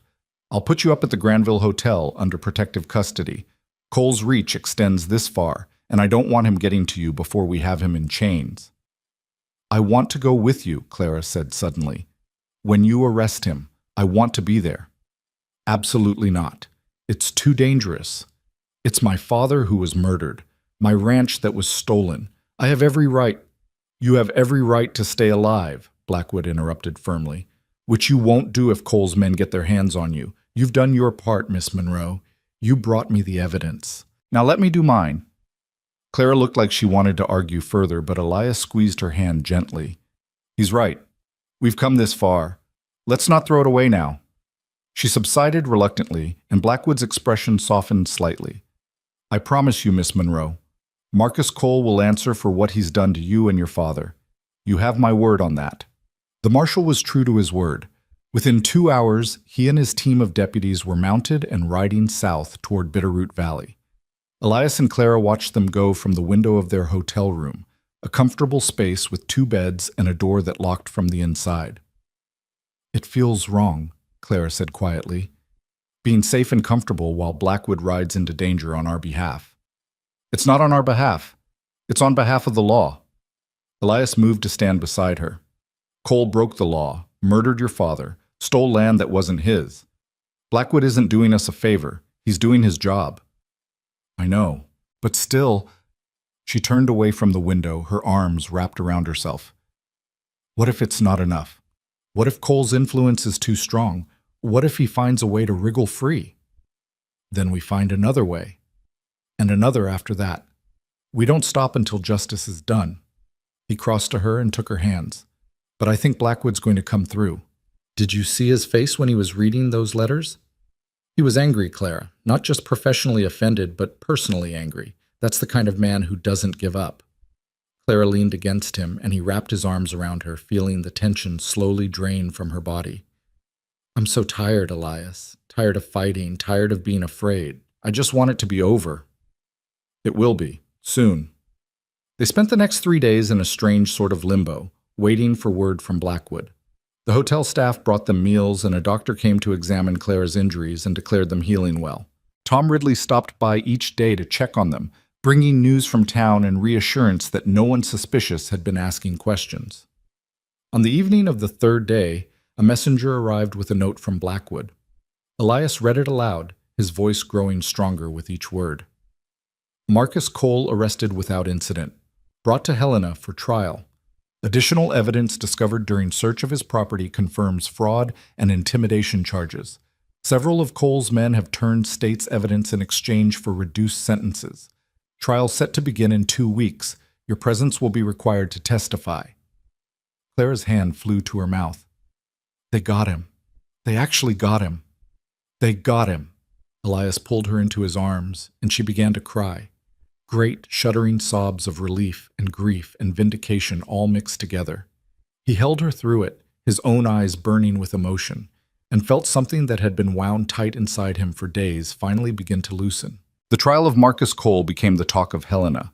The courthouse was packed every day, with people standing in the aisles and crowding around the windows to hear the proceedings. Cole sat at the defense table in his expensive suit, his face a mask of arrogant confidence, but Elias could see the fear lurking behind his eyes. Clara testified on the 2nd day, her voice clear and steady as she described her father's dreams for the ranch, Cole's escalating threats, and the night she'd been attacked in the barn. The jury listened with rapt attention, and Elias saw several of them wiping their eyes as Clara spoke of her father's death. The defense attorney tried to shake her story, suggesting she'd fabricated the evidence that her father had indeed borrowed money from Cole and simply failed to repay it. But Clara stood firm, and when the prosecutor produced the letters in Daniel Monroe's own hand, letters that matched samples of his writing from before he'd ever met Cole, the defense's case began to crumble. Elias testified next, describing the scene in the barn, Craddock's admission that Cole had ordered Clara silenced, and the desperate chase to Helena. Tom and Margaret Brennan testified about Cole's reputation for squeezing out small landowners. Henry Walsh testified about Craddock's appearance at his homestead with the stolen papers. But the most damning testimony came from one of Cole's own men, a hired gun named Jack Reeves, who'd decided that loyalty to Cole wasn't worth a hanging. Reeves described in cold detail how Cole had arranged Daniel Monroe's accident, how the horse had been deliberately spooked with gunfire, how Monroe's neck had been broken when he fell, and how Reeves himself had been ordered to dispose of the horse's body to hide the evidence of the shooting. The courtroom erupted in chaos. Cole lunged to his feet, shouting that Reeves was a liar, that he'd been coerced into false testimony. But the damage was done, and when order was finally restored, Elias could see that the jury had already made up their minds. The verdict came on the 7th day of the trial. The foreman stood, a sheet of paper trembling in his weathered hands, and read, "We, the jury, find the defendant, Marcus Cole, guilty of conspiracy to commit murder, guilty of fraud, guilty of intimidation, and guilty of theft by deception." Clara gasped beside Elias, her hand finding his and gripping hard enough to hurt. Around them, the courtroom exploded in applause and shouting. The judge hammered his gavel for order, and when silence finally fell, he looked at Cole with an expression of cold disgust. Marcus Cole, you have been found guilty of crimes that strike at the very heart of civilized society. You have murdered, stolen, and terrorized innocent people for your own gain. This court sentences you to hang by the neck until dead, sentenced to be carried out 30 days hence. May heaven have mercy on your soul, for this court has none. Cole's face went white, then purple with rage. He started to speak, but the bailiffs were already moving, taking him by the arms and leading him toward the door. As he passed Clara's seat, he turned and spat venom. This isn't over, you little bitch. I've got friends. I've got money. One of the bailiffs struck him across the mouth, cutting off the words. Shut up, Cole. You're done talking. They dragged him away, and Elias felt Clara collapse against him, her body shaking with silent sobs. This time they weren't tears of grief but of release, of a burden finally lifted, of justice finally served. Outside the courthouse, Marshal Blackwood found them in the crowd. Miss Monroe, I wanted you to know.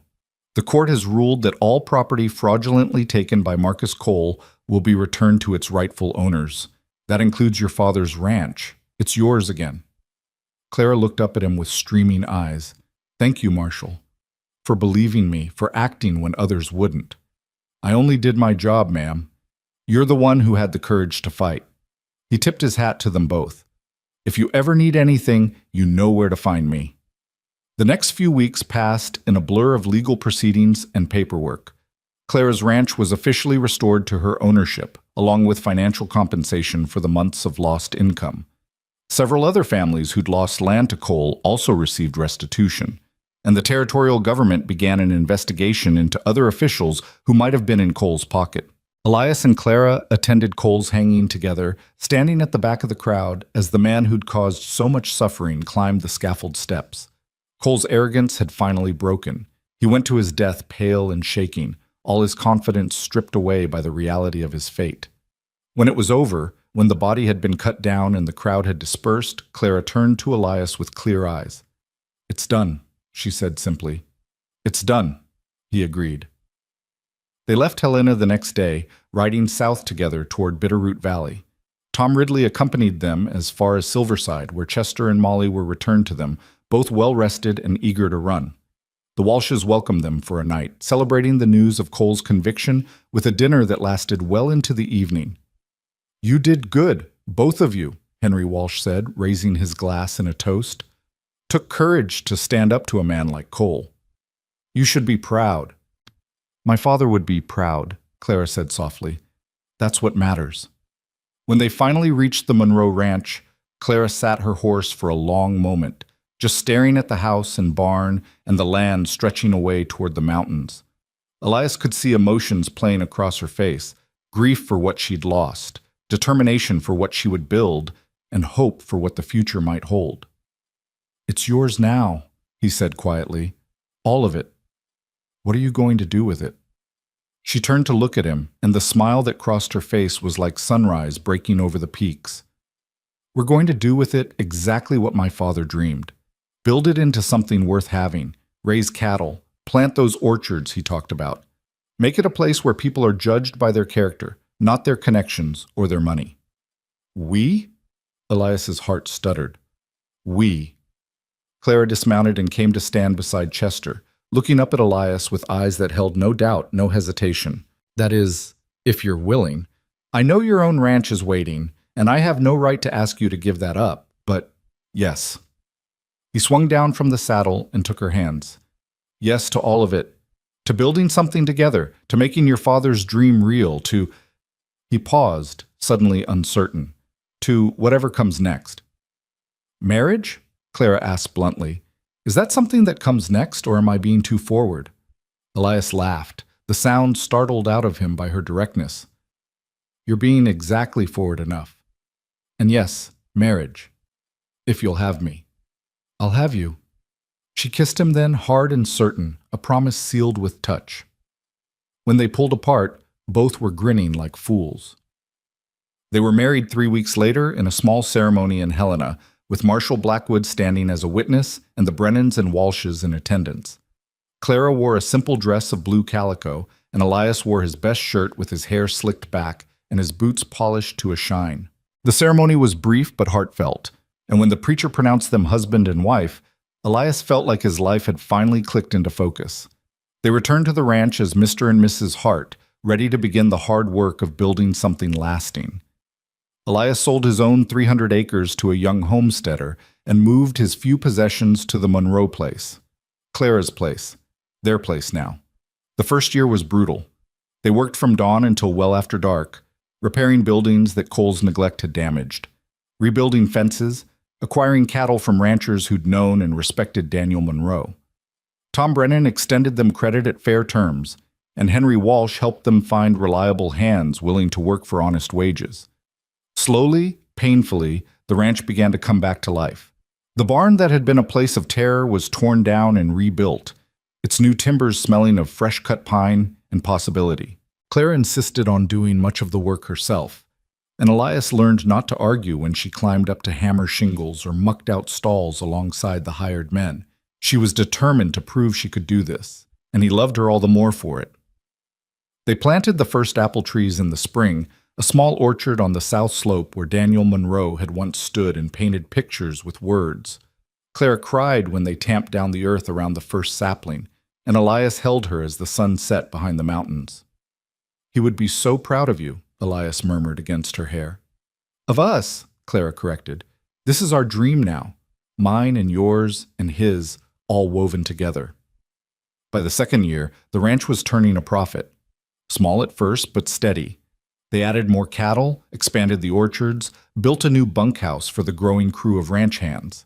Word spread that the Hart Ranch was a good place to work, where men were treated fairly and paid honestly, and they never lacked for help when they needed it. In the spring of their third year together, Clara announced she was pregnant. Elias felt terror and joy in equal measure, his hands trembling as he placed them gently on her still flat belly. "A baby," he said wonderingly. "We're going to have a baby." "We are." Clara covered his hands with hers. "What do you think, boy or girl?" "Doesn't matter, as long as they're healthy, as long as you're healthy." "I'm strong, Elias, stronger than I ever knew. This ranch proved that. You proved that." She smiled. "I'm going to be fine." She was more than fine. The pregnancy was difficult at times, but Clara bore it with the same determination she brought to everything else. When her time came in late autumn, with snow already dusting the mountain peaks, she labored for 18 hours before delivering a healthy baby girl with a strong cry and her father's dark eyes. They named her Faith, after the quality that had carried them through the darkest times. Faith Monroe Hart, born into a world her grandfather had dreamed of but never lived to see. As Elias held his daughter for the first time, standing at the window of their bedroom and looking out at the land they'd fought so hard to claim, he thought about the night he'd heard Clara's scream, the choice he'd made to ride toward it instead of away, the chain of events that had followed, each one threatening to break them but somehow only making them stronger. "What are you thinking about?" Clara asked from the bed, her voice tired but content. "About how different everything is from 3 years ago. About how one choice, one moment can change everything." "Do you regret it? Any of it?" He looked at his wife, exhausted and beautiful, then at his daughter, tiny and perfect, then out at the ranch, spreading away under the autumn sun. "Not for a second." The years continued to pass, marked by the changing seasons and the growth of both family and ranch. Faith was joined by a brother 2 years later, a boy they named Daniel for the grandfather he'd never meet. The orchards matured and began producing fruit that became known throughout the territory for its quality. The cattle herd grew until the Hart brand was respected from Helena to the Canadian border. Other families moved into the valley, drawn by the Hart's reputation for fairness and community. A small town began to form near the ranch, first just a general store and a blacksmith, then a school, then a church. Clara insisted on funding the school herself, remembering how education had given her the tools to fight back when everything seemed lost. Marshall Blackwood visited occasionally, always welcome at their table. He brought news from Helena and stories of how the conviction of Marcus Cole had led to a broader cleanup of corruption in the territorial government. The valley was safer now, more settled, and men like Cole were finding it harder to operate with impunity. Tom and Margaret Brennan became like family, spending holidays at the ranch and spoiling Faith and Daniel with handmade toys and sweet treats. Henry Walsh lived to see his 91st birthday, spending his final years in a comfortable room in the Hart's house, telling stories to the children about the old days when the valley had been wild and dangerous. The old barn, the one where Clara had nearly died, was eventually torn down completely. In its place, they built a new structure twice the size, with bright windows and clean lines, and no ghosts haunting its corners. Above the door, Elias carved a dedication, built on faith, trust, and the courage to answer a scream in the dark. Clara stood beside him the day he finished the carving, her hand slipping into his as naturally as breathing. "He'd be proud," she said, and Elias knew she meant her father. "Of all of this, of what we built from the ashes of what he started." "We're not done yet," Elias said. "There's still more to do, always more to do." "I wouldn't have it any other way." She smiled up at him, and in her eyes he saw the same fierce determination that had carried her through a barn attack and a desperate flight and a trial that had gripped the territory. But he also saw contentment, joy, and a bone-deep satisfaction that came from building something that would outlast them both. That evening, as the sun set behind the mountains and turned the sky to gold and crimson, the Hart family gathered on the porch of their ranch house. Faith was practicing her reading, stumbling over words while her father gently corrected her. Daniel played with wooden horses at his mother's feet.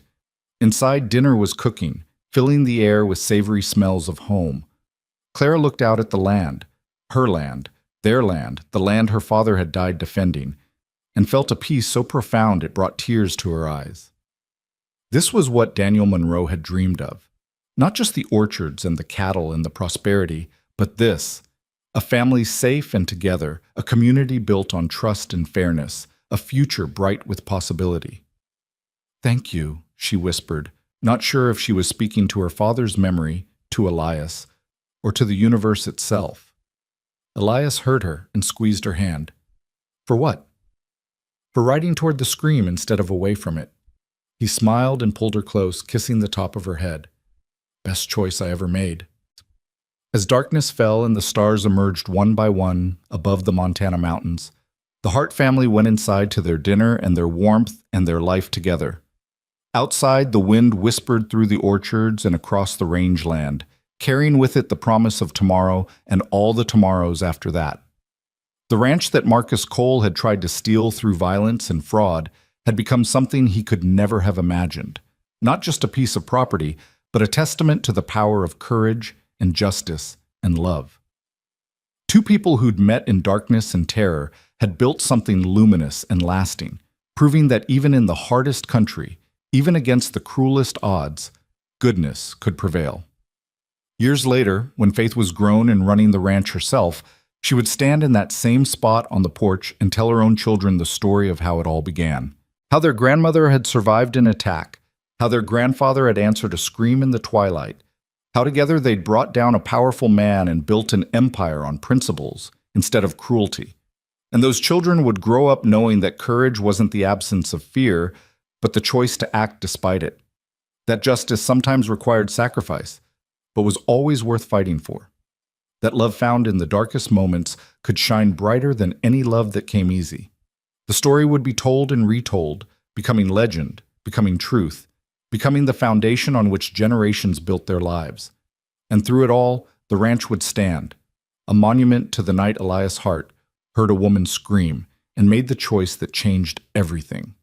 In the end, that's what it came down to. Not destiny or fate or divine intervention, but choice. The choice to help instead of hiding. The choice to fight instead of fleeing.